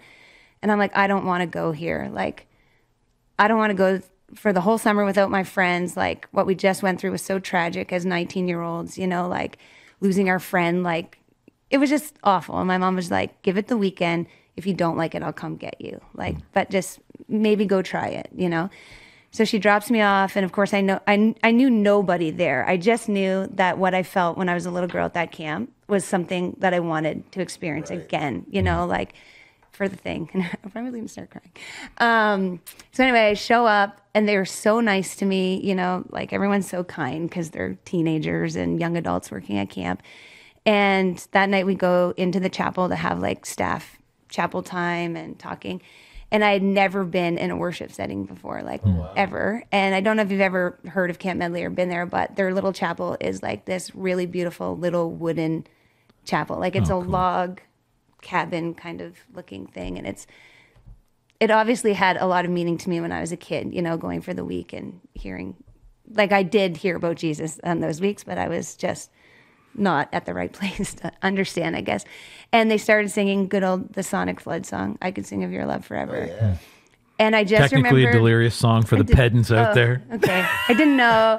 So anyway, check. they're singing this song, and I just saw people worship for the first time. I'd never even seen people like with their hands in the air or, you know, worshiping. And I encountered God's love that night. Like, wow. So unreal. It was like everything I'd ever been looking for in every drink and every drug and every like toke of marijuana and every guy. It was just like, this is it. Like, this is what I've been longing for. Like, this is what I've been searching for like all this time. I was 19. It was June 2002. Like, you'll never be able to take that encounter away from me. Like, it changed my life. And then I was like, great, I'm stuck here for 8 weeks. Like, just like in a Christian environment. I had a really good camp director. He's actually the pastor of the Church of the Resurrection in Grand Bay, Mike Haynes. We took the bus together in high school. Yeah, he was incredible. Grew up on the same street. Yeah, just walked me through learning some stuff. I ended up calling the guy that I had met at university because we became really good friends. His name was Alex. He actually plays at Nova Church on the Keys. Yeah. He's writing Alex, with Jay Stevens. Steven, yeah. And so anyway, I call him up and I'm like, dude, I get it. I get everything you were saying. Like I encountered God's love. It's changed my life. And he goes, I know. God told me to invest in you. And now we're going to have a really awesome year. Like revival's coming to St. FX and I needed you. Like God wants you to be part of this. Like, so we've just been waiting. So then when I went back to university that September, like I already had these Christian friends that had already been praying for me that I didn't even know through like that relationship with Alex. So I met like my best friend Deanna, like literally the first week back to school. We started praying together. And literally when I left St. FX, we had 150 people coming out every Friday night to our like life service. It was called like Live in Fullness Every Day, John 10:10. It was our verse. We were just inviting people, you know, to come. And they had this band called Life Support. It was like a Christian band back then. Yeah. So they led worship every Friday night. Alex would like do a sermon or something, or somebody would, and then we'd all go hang out. So it like really gave me, you know, leaving my first year as, you know, like the party girl, and then coming back and being like, oh, I actually don't do that anymore. Yeah, how did you that know, go? Like, did you just basically break those relationships off, or did you yeah, try to like, manage because I them? lived on campus, because I mean, I was 8 hours from home, you know, you're living on campus and stuff. I had some really great friends in the nutrition program that I still like hung out with quite frequently. And, you know, when you're a new Christian, you're so excited to share what happened. It was like, oh, this has happened to me. You know, it was like not fear to share those types of things. And yeah, I mean, I still made really great friendships with them, but it was like, oh, I have this thing to do on Friday night. And then I had all these friends that I also hung out with on Saturday. So it kept me out of the bar. You know, I was living by myself, like in a mature residents because you're second year, so you're so much mature than your first year, Oh, you're So 19. Okay. You're Basically 19. You middle-aged. can live in a single room by yourself. So anyway, that was. Did you find? really- Did you find after, like you talked about that experience you had of God's love for you and how that just kind of shifted things for you? Did you find there was still a draw back towards kind of the bar scene and stuff when you got back to campus? Or was Yeah, that I mean, one there of was those things some that like, just especially if people were busy. There definitely was like a lot of learning curve in that first year of working at camp because I had some like Christian friends that like worked there that also went out and partied. But it was like, oh, they're my Christian friends. I can do that with my Christian friends. There was like, but I don't want to There's a go do whole that with my lesson in St. that. Stephen friends, you know, because they don't know the Lord. So there was like just a lot of discipleship and training that needed to sort of like That still happens in the throughout church. that year. It was like, oh, I can go out and like have a party with them, or Yeah, you we're know, doing it do together We're as doing it Christians. together. I can do as the same. I can do the Christians. same stuff I was doing before as long as I'm doing it with different people. Yeah, no, Yeah. this is Christian sinning. Yeah. It's Yeah. So anyway, learning that, and there were like a few moments of my life that I sort of felt that way. But then after Mike and I got married, we sort of made a decision that we would not have any alcohol in our house. Like we didn't want to have that be part of our life. So it's been 20 years in August since I had a drink at all, because Awesome. that started our marriage. Shout So out. that's just something as a couple we decided, we don't want to have any liquor in our house. We don't want this. And I'm so glad because I've been through like really bad like postpartum depression. A few years ago, I went through a burnout and anxiety, marital fights that you're just like, it could have throwing booze in got the got mix really wouldn't bad. have helped. It could have got really bad Yeah, because for that was sure. a life I knew before and had experienced, where I would have ran to before. And now it's like, oh, I don't even have access to that right now. And I don't want to have access to it. And, other people can, it's, whatever. I don't think it's a sin to drink, but it's very wise, Yeah. when for sure. not to. So Yeah. that's where we've She's stand on it. She's a dangerous drug. Yeah. The old firewater. It's gotten. Yeah. The old black rum's got a hold on me, like a dog wrapped around my. Oh, sorry, Is that a song? that's Great Big Sea. Because the old black rum's got a hold on me like a dog wrapped around my leg. I don't think I ever knew that was didn't. lyrics. I just know that beat. Yeah. Yeah. And the voice. That's cool. That's beautiful. Yeah. Thank you for sharing it. We do have some random questions to kind of pick your brain about. So, first one, about 3 out of 4 listeners on the back corner are dudes, and about 3 out of 4 of them are likely husbands. So, a lot of husbands are listening, and We if call a them guy, the husbands. the husbands, The husband Dozens dozens. of the dozens. If a guy has a busy schedule, kids, wife, work, etc., what are some non-negotiables for staying healthy at home from your experience? What are some things that, if these things are happening, my man is husbanding at least decent, like, Well, yeah. yeah. It's a good question. I think by the time this airs, my podcast airs that I talk about this. Okay. Because I went through our Or refer family. them back. Yeah, refer back. You got to tease them, and then so for more information, check out my. Check out that. Oh yeah, let's Podcast. leap back. So first, why did you start the podcast? Let's go there, and then we'll leap back over to this. I started the podcast. I've always really wanted to start a podcast, but I've always had kids home. So this September is the first time in 17 years and 9 months that I have not had Who's anybody with me. Who was counting? But I'm officially must have retired so much from time. being a stay-at-home mom. I have so much time and nothing gets done still.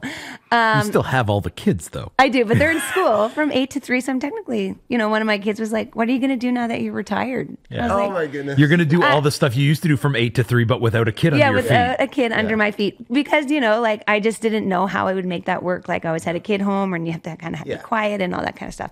So when I was here in March and we got chatting, I was like, oh yeah, I love that. Like I know a lot of my social media is sort of like meal planning, the kitchen side of it, the saving money side of it, and I was like, oh, I have a lot of things I want to tell parents, or a lot of advice, not advice, but just like life experience. Input. And so I was like, I really want to start that in September. So then I've just been mulling over it. And then we were talking here, and I shared this on my first podcast, I think that's already launched, was the name from the Keep It or Sweep It we did last time. And I talked about, how we always have worship music going in our house. So that's praise.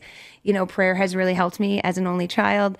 I have no idea how to be a mom. Like my mom only mommed me, and then I have no siblings, so it was like I had to pray a lot. And then we talked about sometimes a cheese string just really calms the chaos, like in the protein area. So the protein being not just like actually eating protein, but food in general. Helps. Like, because a lot of moms, they just drink a ton of coffee and maybe just eat scraps off their kids' plates because we are so busy and we don't think about ourselves. So the protein was like fueling ourselves good. So I was like, I brought it up at the momcation to my friends, and I was just like, hey, what do you guys, I'm really thinking about this. What do you think? And can you help like pray me through this? And so they were so encouraging. And then just all the encouragement I got from being on the podcast from women listen, and they were like, that was so good. So anyway, I was like, I'm just going to dive in. So it's good. And you said I could use this space, which was so Absolutely. helpful. And then Ron has been so helpful, although he doesn't edit my podcast. Well. I had to learn how to do everything myself. There's limits, Katie. When can I tap into that? He's my No. Ron. You can both. My Ron. He's been super helpful. Ron the has man. been He is. amazing, Yeah. helping me get set up and just showing me what to do. So all month I've just been learning how to edit my own things. Yeah. AI wrote a song for me thanks I heard to it. Yeah, helping yeah. Ron. And actually the whole song is really clever and Yeah. funny. And we put the lyrics in ourselves and just asked it to make the melody and all that kind of stuff. So check out the podcast. Check out the wherever they're- podcast. So jumping back to the question. Back over the question. One of the things on our family values is family first. And this has worked for Micah and I. Like, I don't want to be like, every family should do this. But when we had 3 kids and I thought I had the flu, but it was actually, I was pregnant with number 4. Okay. Micah said, well, there goes all my hobbies. Basically, he was like, my family is now my hobby. And so that is a huge sacrifice for him. Like, because I know he's missed out. Like, I don't want to cry about it, but like, not missed out, but like, he sees his friends hunting, fishing, doing all those kind of like fun things that you can do. And he like golfing or whatever, being out. And he gave that up, because he works Monday to Friday. He works 8 to 5. So it's like Saturday and Sunday is really our only time we're all together and we can all be together.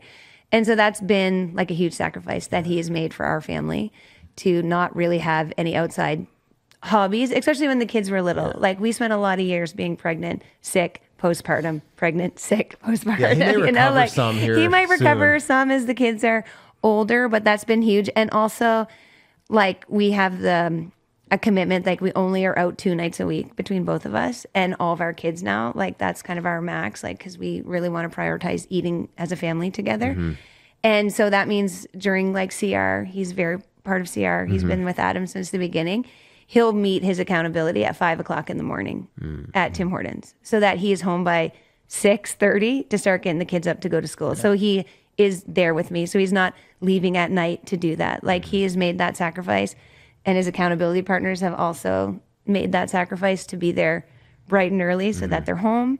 That's another thing. And even now he still gets up at 5 to go to the gym so that he's home to also help out. So he's not leaving at night, me with, to put the kids all to bed and do all those types of things. So just like sort of shifting our schedules around to make him, that he still gets the priority of like going to the word, gym. right? Yeah, that think he still has his time. But being willing to prioritize your family Yeah. above yourself. It's the 4th P. Yeah. And priorities. Prayer, praise, protein, and priorities. Priorities. man. I feel that though, like as a guy, like before my kids were, like when we had Ava, it's funny. So we had Ava and Melanie was like nursing and stuff, right? She's breastfeeding. And so like, I wasn't as hands on. There's only so much when you have one kid and she's amazing. eating constantly. So I golfed probably 50 times that summer. Right. The next year, Ava would have been 1. I golfed probably 20 times. And then the next year, Ava was like 2.5 and Melanie was pregnant for Aiden. I golfed 3 times and then I haven't golfed since. Right. And like, it's like, now I do have hobbies, but it gets increasingly hard to justify certain ones. And so you have to get, I think to your point, can you as a man just say like, I am putting my family first and how much me time do I need? And I think when you're really doing it right, there's not a ton of me time left. It's nice when you can get those pockets. One pro tip, you can use this on your podcast if you want. I will. I think Micah does this really well, is involve your kids. If you can involve your kids with the things that you're doing, that kind of kills two birds with one stone. Like, I took Alex hunting last night. So, and he enjoyed it. And I was like, okay, I'm still being a dad. I'm not totally like bailing on my family. Again, Melanie's good about that. She knows I have hobbies that I like to do, but try to incorporate your kids in it. So I took Ava on a preaching thing last I know, weekend. that's so fun. That was fun. Yeah. And as they get older, you can do that, Yes. and involve them more and do those types of things. That's right. Like Micah, whenever he goes to the hardware store, he's, using his electric chainsaw or whatever. He always has a kid with him or a few kids with him and things like that. But yeah, bringing them along. But definitely if you have young kids and your wife is pregnant or just had a baby and that kind of stuff, it might just not be the right season or whatever. But it's something you have to talk about. Like you actually, to do that, you have to know what works for your family. That's the thing. It's like, I can offer you all this advice on what we did, but it might not work for your family. You know what I mean? Like, I think too, for a guy and for ladies too, but when you have fairly limited like free time, me time, prioritize the things that fill up your tank, not just the things that are fun. I mean, fun does fill up your tank, but like if there's things that are going to help you be better, stronger, in a mentally better place as a dad and husband, that you can go and do and enjoy versus just like, I had some laughs and that's really it. You know what I mean? Like, I think there's wisdom in that. Like, and being okay to be like, hey, there's other times. Like, I actually can't meet you at 7:30 at night for a coffee when normal people would meet. Yeah. But I can do 5:30 a.m. If you got a house full of kids, let's be honest, you don't want to meet up with anyone. You want to go be alone somewhere. Actually, Micah is an introvert. Often I do find him down at the lake with the dog. He's like, where are you? He's like, I'm sitting at the lake. There are spots. Like everyone needs for sure. moment for themselves. My kids are 19, 21, and 22. And I still to this day don't golf because that's how much of a committed father I am. Tip of the hat to you, sir. I plan to golf again one day. Yeah, of course. Lord willing, Jesus will return before I ever have to golf again. Oh, golfing's fun. So flip it around though, Katie. So like we've kind of zoomed in on like husbands. Where do you see maybe moms like getting it wrong? As far as their role onto the health of the family. Like what are some things that you see, that are super important that if, these things aren't happening, that it kind of does bring a certain level of dysfunction. Like what advice would you give like the what wife? I think moms need to be doing? Or Yeah. just like, that's a rough one. Like where do they get it wrong? Where do you see moms getting it wrong? Like I think they look at it through that lens. I feel like... And give us names and examples. Okay. I do feel there is a lot of overcommitting as families because we don't want our kids to miss out on anything. And then we begin to be like, well, that person has to be in that, and that person needs to be in this, and this person needs to... even if you just have each kid in one thing, that's still 3 things you're doing a night. And so I feel like our culture is very into like your kids have to be in everything. So for us, we just said our kids are going to be in nothing when they're in elementary school because they're just so little.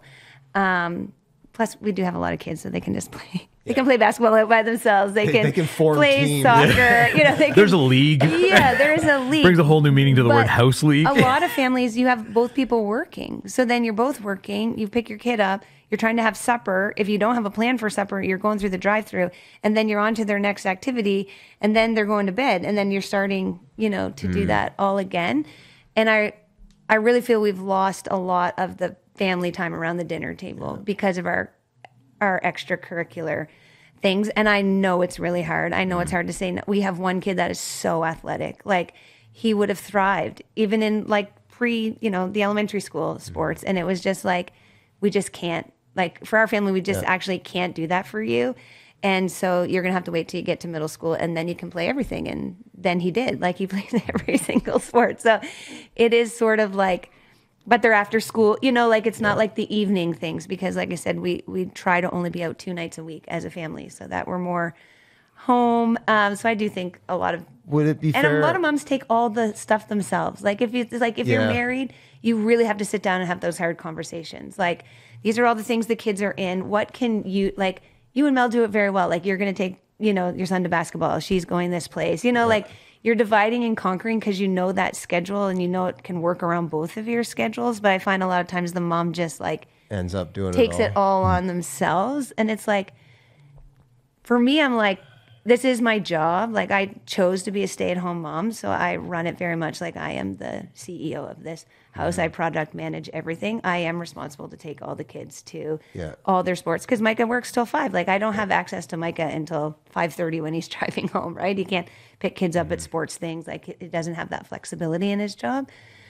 So I do it because I feel like that's my job, but that's not how it has to work in every family. Well, would you say, because I'm picking up on that answer, and then even back to the Halloween thing, I think like one of the things it appears that you value and try to do as a family is like not be a slave to societal expectations. Yeah.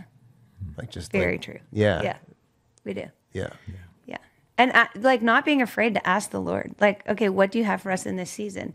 Like, we know there was one season our kid, he's very athletic, loves it. And it just really worked out that he could play football. And it was like, okay, for these 2 months, our family's going to have to make a few adjustments. We don't give up on church. So it's just like, it worked out well that his games were on Saturday. They weren't on Sundays.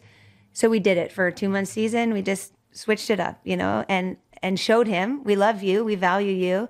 We know you're a good athlete. We're going to do this in this season.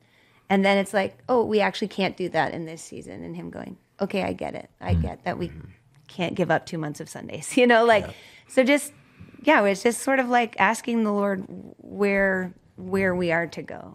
It does get tricky because we are 9 people. Yeah. And we all have different gifts and talents that we want to. I can only imagine, use, we only have 2 teenagers, right? And 1 elementary school, and like the scheduling is insane. Yeah. So multiply that by 2 and add 1. Yeah. Right.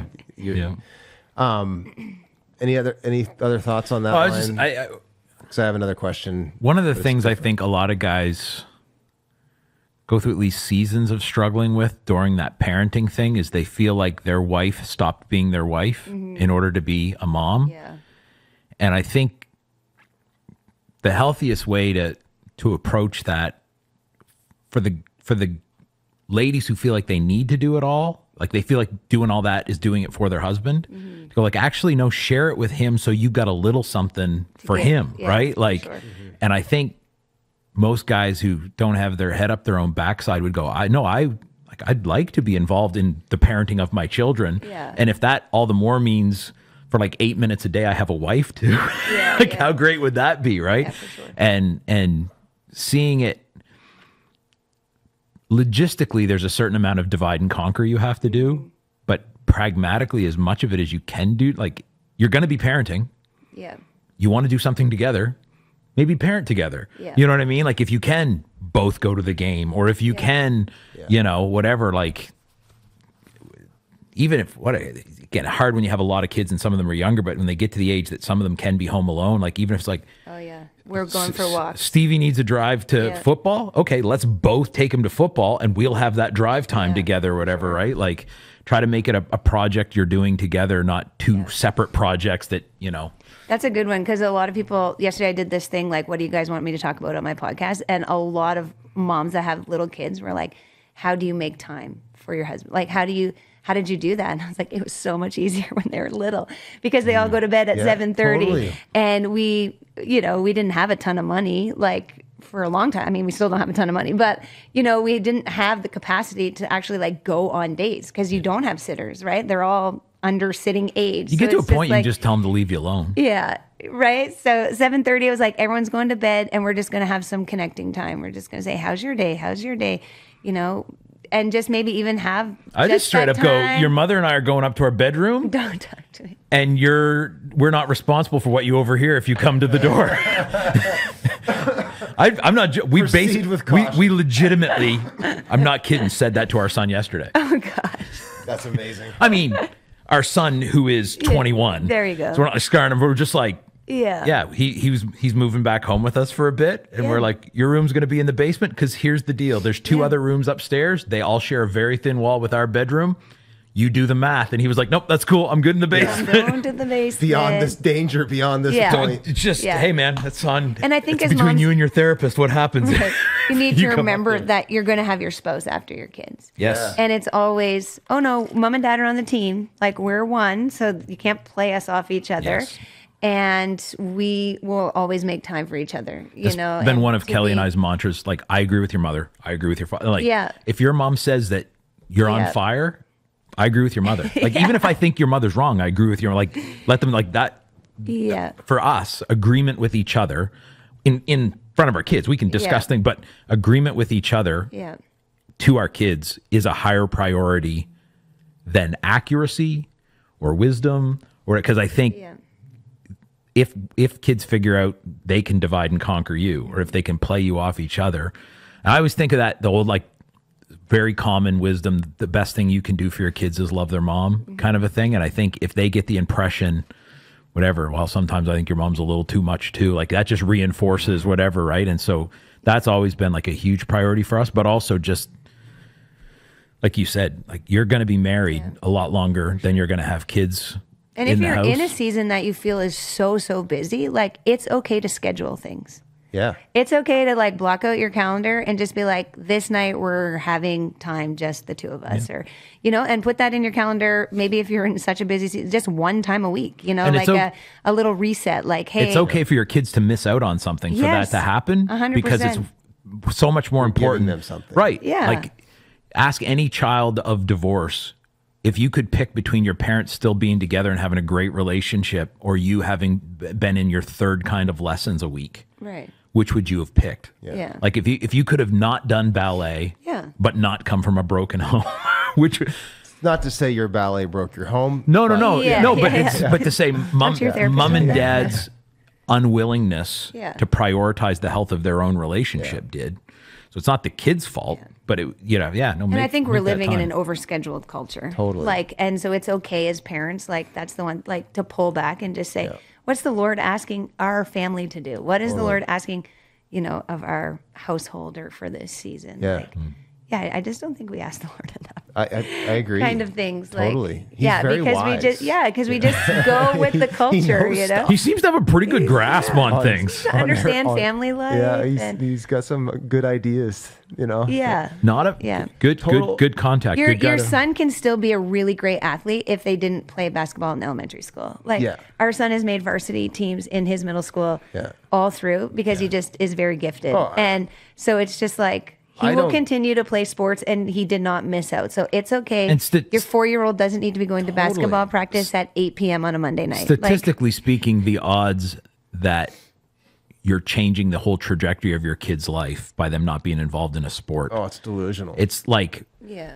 again, if they're that good, like let's say their destiny is to be a professional athlete, if they're that good, they'll still get there. yeah, Yeah. totally. Like was it Michael Jordan didn't make his high school team the first couple times? Yeah. I mean, as a ninth grader. Well, yeah, but I'm just saying. But my point, like, just the point being, like, it's not one of those things. Like, if you're not top of whatever the standings are from the age of 4 on, you'll never make the whatever. It's like I think the point like that you keep coming back to, Katie, is like we as parents, especially over our household and over our kids, like we have to be the head and not the tail. Mm-hmm. And I do think there's a lot of cultural and societal expectations that are placed on families that we just bow the knee to too quickly. Yeah. And like we have to be the ones that like, no, I don't. As for me and my house, we don't have to. Success looks different for us. It's And if you need to unfollow people because you see them doing that, that is okay. okay. Because there's been so many seasons, I'm just like, maybe my kids should be doing, like, you know, you're just in that rat great race. segue. Yeah. You should host a podcast. I should. I want to talk really quickly in our last few minutes before we do Mountainous Top 4. I want to talk about like navigating social media as a user. Yeah. Because most everyone's on it at some level. And, you know, what the big thing I want to, like, first, right now is a like hugely supercharged polarization. Like your algorithms are spitting out, you know, whether it's Charlie Kirk stuff or like just pick your divisive topic. How do you navigate that? I never see you post like hot takes or like liking QAnon or like I never see you. She's got alternate accounts for all that. Yeah, she's got burner accounts. Yeah, she's Giants. So what? Like for your own personal health, and then for your witness, how are you navigating being not just because you're both a user and you use it for your career and stuff. Like how do you navigate it for your soul, and then how do you navigate it for the witness component of it? It is a big struggle to know how much to share online because there were a few years ago, it was like everything is picture perfect, and you get those comments or things from people like, I don't think I can be your friend. You're too picture perfect, or you'd never share anything hard, and it's like, well, for one, I can choose to share whatever I want because it's my social media. It's my thing. And if you don't want to be here, that's okay with me. Like, that's fine. I kind of did like, I want to share this part of my life with all you friends. And then this part of my life gets shared with my friends, like my close friends, like I want to be able to talk things through with a very small amount of people. Right. That will actually who care about you, and shepherd that before I share that with a mass amount of people that I may or may not even know online. So for me, like a few years ago, it was like, yeah, I am showing you the good parts of our life because I don't want to show, my kids in a bad light either, because it's stuck on the internet and you have a picture of them having a meltdown or something. And it's sort of like, you are sort of showing the real side, but at the same time, you are poking fun at this kid, So I never want my kids to look back at social media and be like, why did you say that about me? They didn't agree to that. Or why did you post that about me? Or, like that kind of stuff. It's always, I'm not perfect. I say that a lot I'm not perfect. I do have whatever, but this is sort of like a highlight reel for me. This is my highlight reel. But a few years ago when I went through the anxiety and the burnout, like I started opening up and being more vulnerable. Like actually I have some mental health issues that I'm dealing with. I'm actually on medication. Like I've written that out to be like, hey, Jesus is helping me, but so is this medication. And that's okay. Just sort of like little posts like that to be like, hey, I can't actually control this anxiety that's happening inside of me. Do you think there's a difference? Like maybe there's a fine line between authenticity, but then there's this almost the opposite of virtue signaling that is out there where it's like, I actually want to present something that's off about myself because that's inviting attention. And like, I think there's some kind of weird codependent thing it's a fine line. It is a version of virtue signaling. Yeah. Because it's like victim signaling. Right. Well, our culture has decided that victimhood is a virtue. Right. And because we have this very either or thing of like, you are either the victim or the perpetrator, instead of we're all both in some area. Right. And so I think it is a way of sort of, I must be a good person, or I'm part of the people you should feel positively towards because of, I have this diagnosis or this tragedy or this issue. And those accounts seem to get it's like, that's a real mom. Like she's being vulnerable and she's opening up. I couldn't speak to the mom front. I don't follow a lot of mom influencers. Yeah, I mean, it's very popular on there when that kind of stuff happens. And it's like, oh, well, I would rather just, text Melanie and tell her I'm having a crappy day and cry with her than, I think that's more put healthy. that everywhere to be, on, whatever. I posted my first I'm actually sitting on the floor crying the first day of school because I don't know what to do with my life. Yeah. And it's because I actually was sitting on the floor crying and everybody was texting me going, how are you doing today? And I'm like, actually, if you want to see how I'm doing today, I'm actually sitting on the floor crying. Like, this is sort of the very first time I've ever done that because I'm just like, why would I be crying having a moment being like, crying having a moment? Yeah. But it was just like so many of my friends were texting at that time. It was like, I think okay, this is actually what's happening. I have not had nobody in this house for 17 years and this is sort of it. But I think there's a difference even in that stuff, and maybe it's subtle, but a difference between being honest about what you're going through and using what you're going through as content. Yeah. that's what I Totally. mean. You know what I mean? Just being authentic. Yeah. Yeah. And then like actually like leveraging that for I do- views or likes. And it or- actually took me a while to actually tell everybody like what I was going through. Like the first people to know were my actual support group. Like, hey, I'm really struggling with this. I don't know what this is. The doctors are working with me. Can you pray for me? You know? And it wasn't until like a year later, it was like, hey, I'm going to open up and kind of share about this. Like, this is actually what I've been going through. Like, this is why my content has not been fun. Like, because I'm not fun right now. You know, I've it was got, like, but I wasn't like sharing all that in the process. I was still sharing photos. And then, you know, it was a year, 2 years later, I was like, actually that photo that I shared then, this is all the things I was actually feeling in that photo. And this is all the things that happened that those 6 people knew was happening in this photo. Like, I'm smiling here, but actually I thought I was going to throw up all night because I had like such anxiety. Like I was shaking all night. Like they walked me through this dinner, you know, to get through this dinner. It was like, they were walking with me through it, but it wasn't a year later until I actually like was like, hey, this is the behind the scenes of what's happening. So even though it might look good, we all have things like inside of us. Sort of that back are to the happening. ignoring societal expectations thing too. Like I think there are people who feel like somehow it is incumbent upon them to share things in real time. And I mean, anytime anyone uses social media to ask for prayer, they're sharing some challenge in real time. So it's not like there's no ground for that either. But there is, I find it, none of my like friends, but you see posts on broader platforms. So like somebody has filmed a 2-minute reel of themselves sobbing in the car. Yeah. And like, I legitimately go like, What do you want? if from this that? was as bad as you're purporting it is, you wouldn't have the presence of mind to pull out your phone and think I should record this and post it.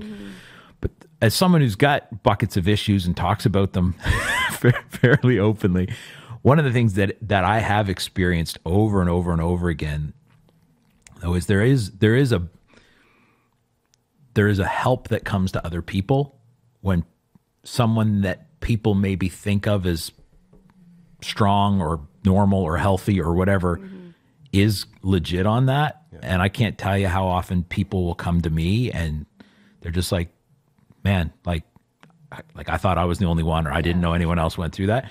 So I think it's good to be open about that stuff. What's the I think motivation? I think right? well, yeah, and I think it's bad to use it for attention or content creation.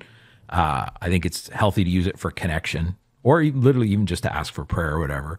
But also to your point, Katie, too. Like I think what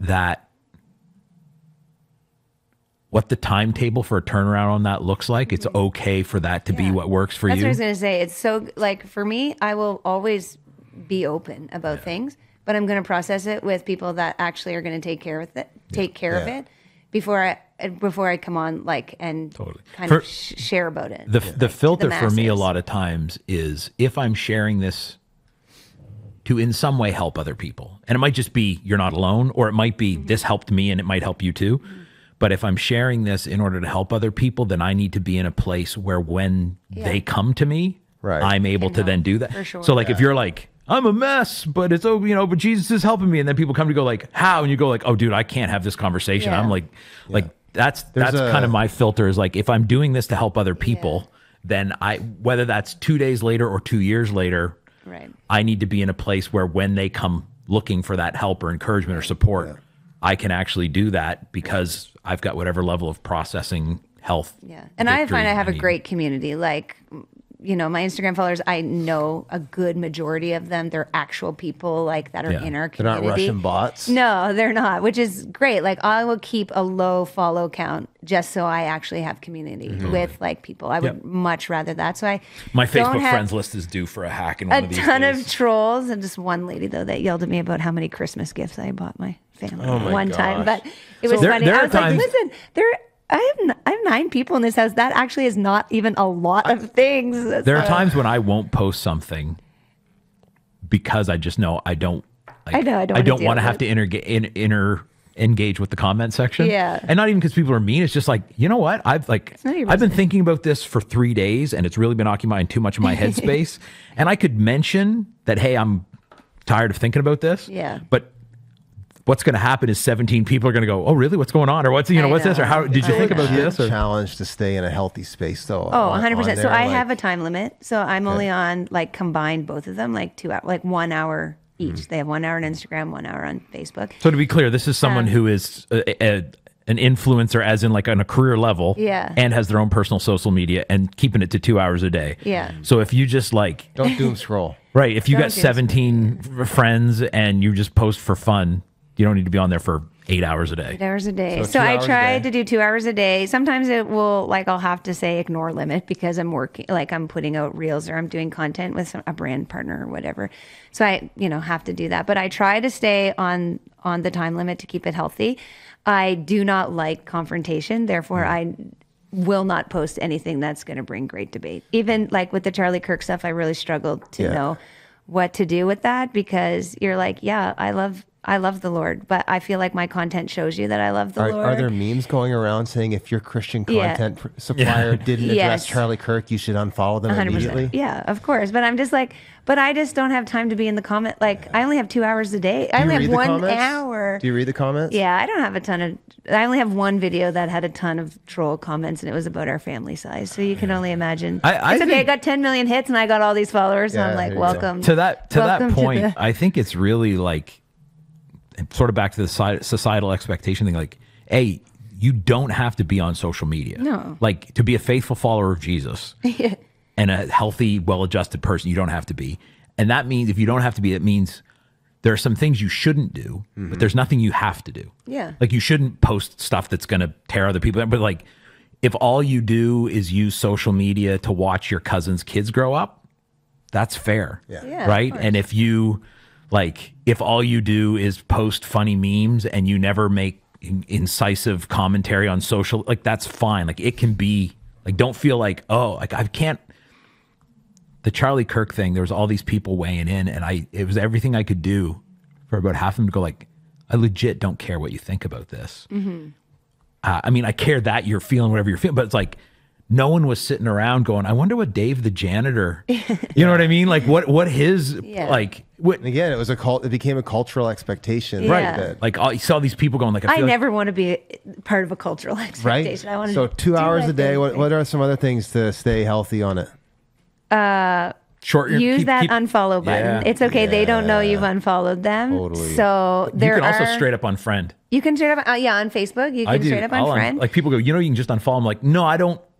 I'm just done. Like, I just don't want them in my... And it's okay. Like, you could actually be friends with them and just be like, you just post too much. I just can't. I feel jealous. Or I feel all these feelings when I see your content. I just can't. Yeah, totally. Let's share our unfollow lists after. Yeah. Dude, I will post on mine as like... I saw yours, and then I saw everyone comment like, I hope I'm still here. But I'll also clarify, like, just because I've unfollowed people because they don't post often enough. Yeah, and then you forget. Not that I think they have to, but I actually use my physical friends list. It's like a Rolodex. Yes. Yeah. Sometimes, and also for a long time, I've let this slide, and I need to get back to it. I've set a max. I have 250 friends. That's it. Right. And so usually I'd grow to like 3 and change, and then I hack it back down. And so it's just one of those, like, some very close friends of mine, but who just never post. I'm like, you're taking up space on the friends. I accept all friend requests. Yeah. I do too, and then I hack them back. I don't answer any messages on Facebook. Yeah. So I have hundreds of messages on Facebook, and like. Now, see, that's for me one of the things That's why he's not answering. We were recently going through a challenging situation, and I messaged legitimately probably 100 people on Facebook just saying, can you pray for us about this? Right. And like, those are the moments where I'm like, I don't know that I would have the phone number for all those people, or that it would all be up to date. And I don't know that I would want to risk texting this message to whoever has their, So use that unfollow. Use that unfollow. It's okay, even if they're like a famous content creator, but they're like, I just recently had to do that about a mom content creator. And I was like, ooh, I just don't like your attitude behind everything you're posting. And that's okay. Like, if it doesn't bring me joy when I have my 1 hour a Marie day, Kondo that stuff. If you don't bring me joy, you got to go. So I'm sticking to sourdough and that's friends. That is a great rubric, honestly, because how many of the follows do we just feel like, well, I'm going to see what they say. You know? And it's like, and it makes me angry. I think people have a mental framework for, like, if there's something that, incites you to lust or greed Or covetousness. Yeah. We we can unfriend that. But it's like, no, but also if it just incites you to frustration or anxiety or anger or disgust, like there's nothing needs to be things that make you unhappy in there other than actual posts about personal stuff that people you care. Like if your aunt posts that she was diagnosed with cancer, that's not going to be, I'm not going to unfollow you. You have cancer. You know what I mean? But like, if unless it's like, because I care about you and what you are personally going through, Yeah, totally.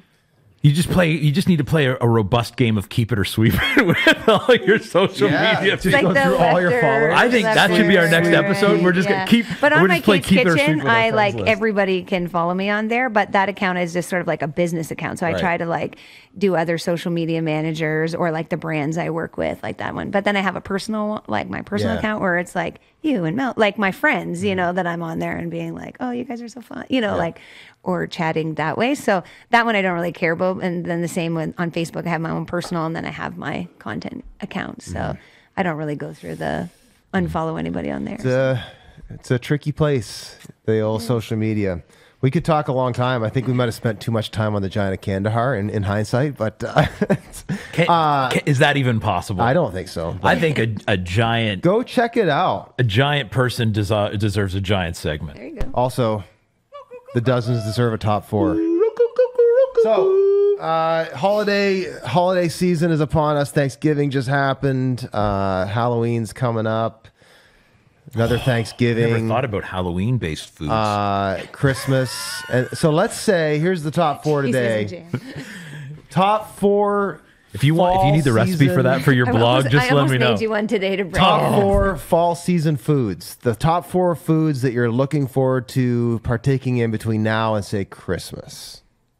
What do you got? Is this broadly, or is this like at holiday meal kind of things? I think broadly. I think fall season, Okay. but obviously Christmas and Thanksgiving are part of that. So, what are your top 4 savory fall delights? My diet is very, very narrow these days, so I am focusing in on the things that will end up on a Thanksgiving or Christmas table, because that's the only time anything out of the like 4 things I eat will probably show up. But a ham, I'm with you on the ham, brother. I love ham. I think that one of the underrated benefits of the atoning work of Jesus Christ setting us free from the law is we're allowed to eat ham now. The Jews can't, the Muslims can't, We sure can. Hindus can't because it might be a god, Buddhists can't because it might be their uncle. We can eat ham. So if there's ever a And by food-based golly, reason, we're gonna do it. it's a food-based reason to be All a right, Christian. ham. With a sauce, like with a. I like a little glaze, glaze. a little Yeah. some pineapple stuck onto it. yeah. Spiral cut, ideally. Wow. Yeah, no, I love it. Do you cut ham or tear it? Usually, I like pulling it. Usually, I end up cutting chunks and then ripping those. Yeah, but right. I'll just a plate of cold ham and just plain white trash yellow mustard. Just dip that can do bad that. boy. Oh, yeah. buddy, that's Okay. Pumpkin pie. Oh yeah, Love pumpkin pie. Shout out to Costco. It's solid. It is It's a back. good It's pumpkin pie. back. It is a good pumpkin pie. You can get one now. That's a great pumpkin pie right there. Depending on who you ask, what you call this, either dressing or stuffing. Oh yeah. Yeah, like the stovetop or the homemade, because you can't go wrong with better. spicy bread. Kevin Yeah. James has a whole bit on how like no one should ever make homemade stuffing because stovetop already good. figured it out. It's been Like perfected. they've already perfected it. I agree. It is. It's. I It's mean, fantastic. I know. It truly is. I've had homemade stuff that's as good, but I've never. It's not one of those Never things where you're better. like, yeah, like you're never like, oh, this is none of that stovetop stuff. This is whatever. You're like, hey, this is almost as good as And for stovetop. 97 cents, I know, I'm going with right? stovetop. There you we go. eat that all year round. Me too. Yeah. And cranberry sauce. Oh really? Yeah, I love. I don't eat. To me, like you mix that in with right. You put a little of that on some mashed potatoes. I like the tart, the tangy, the too. little kick. It's like a little, Yep. and especially because again, about the only time of year we ever have that is Christmas and Thanksgiving. But most everything else you have at Christmas and Thanksgiving, you have other times. So there's something about that that's just like this is like the little Christmas kick, the little Thanksgiving kick, takes it up a notch, makes it festive. All right. That's my 4. Katie, what do you got? Love it. Expect good things. With the ham, we love corn chowder. Oh, Like with yeah. your leftover ham in it. My kids love corn chowder with like ham and a homemade biscuit. Good comfort food. They do not like soggy dumplings, they call them. Do you remember when your mom made a stew and then you make the bread Yeah. mixture on the top? Yeah. I love those with molasses, but my kids hate them. They're like, Any kind of molasses? Or is there a specific Crosby's? only with Crosby's only molasses? Crosby's molasses. Big molasses, as James like to call it. Yeah, the big molasses. Maybe those are cougars that got into some molasses There you and go. it stained their coats. Say, Kate. I do like the corn chowder. I love a roast chicken dinner because we have our own fresh you guys chickens. have So we there you always go. have that with stovetop There you and go. cranberry sauce. So we eat I this love the all juxtaposition of we raised these chickens did. and we put store-bought boxed freeze-dried dressing with it. That's 100%. that is 97 pragmatic. cents. I'm probably going to buy 40 boxes That proves- this week for 97 That cents. proves that you are ultimately about the culinary experience, not the snobbery of it. I'm only a tad bit crunchy. Nothing but Yeah. respect. I'm just There are limits. We have to have stovetop. Okay, next. 100% a roast chicken dinner. Gosh, you had so many good ones. Squash. I love squash. like we bought the bag at Fullerton's the other day and we were all apple picking the 50 pounds and it's so dry. You bought 50 pounds of squash? Yeah. I roast 2 every So day to much freeze. I know. squash. It's so good. Feeding 9. And it's suppose. and it's dry and I love dry squash Oh, with I see. I like it- I gravy. like it moist. Oh, you do? Yeah, I like Yeah. I like it like it. Yeah, I like wanna- I like kind of a squash sauce. Yeah, same. Yeah, Yeah. I don't like it dry. No. So do like in it our dry with family, the gravy. tradition is you put a layer of potato, then a layer of squash, then a layer of dressing, Oh, yeah. then a layer of You kind of make a. it's like a turkey pot pot. yeah, the like thing, yeah. well, you know, that's the one thing you don't do. is getting so you really got the hungry. turkey, and then everything else is just a big mosh, and oh, it's so good. And I have to have a sweet because I was Yes. craving this last night and just whipped it up while my kids were starting supper because I didn't wanted bring it it? so bad. But it's apple crisp Oh yeah, with on my list. ice cream and Okay, like can- homemade salted caramel can you sauce. answer? I just This is an had to have age-old it. question for me. Can you answer? Is there actually a difference between a crisp and a crumble? Oh, I don't know. People say like, oh, I it's bet apple you there crisp. Let's is. say it's apple crumble. I feel like it has to do with the topping. Yeah, does the crumble have more like oatmeal in it and stuff Yeah, like I feel that? like the crumble is like that cake that you have to like cut through, or maybe Can that's like you- a cobbler type of thing. If- and Get the the dozens. crisp, Can you do some research? I will have to. And if Figure it out. when episode 3 with Katie happens, we'll expect a full report on the difference between crisp and crumble. Yeah, All right. so good. What do you got, Apple Brent? crisp was on mine. Yeah. Yeah, I love that stuff. too. And I will break all dietary rules if that comes out. Chili? I like Yeah. chili. I just like chili this time of year. Yeah. Missed the cook-off. I did. I was sad about that. It was good. I saw. Yeah. I saw there's a lot of, they do, for those who don't know, the Peterson clan does like an annual chili cook-off. Where like He's podcasting with People- pneumonia, folks. Cut him people some bring slack. in their chili and there's like Gets 50 judged. different Yeah. chilies and it's good. Your dad makes the hottest I know, chili. he does. It is an inferno. It is crazy. Apple crisp chili, wild game that I You shot. procured. Yeah.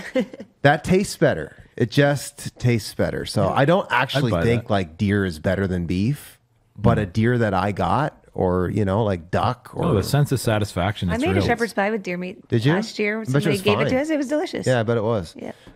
And then just like I enjoy, especially towards Christmas time, just finger foods like a good charcuterie, bacon wrapped scallops. What's that cheese thing? The Brie cheese ball? or cheese the- ball? no, not the cheese ball. Like it's in the Fondue? No, it's in like the aluminum foil. And you peel the top off, and it's like white. Boursin? Boursin, yeah, yeah. That's the one. Never heard of it. Anyway, so that's my top 4. This has been fun. Yeah. Thank you, Katie. Thanks for having me. We will have you back. You're going to be a return customer. Praise, prayer, and protein. Check it out. Check out the podcast. Praise, prayer, and protein. Go to Harvest. Keep your eyes out for Giants. Who knows? And Black Cougars. Maybe there'll be a crossover episode someday.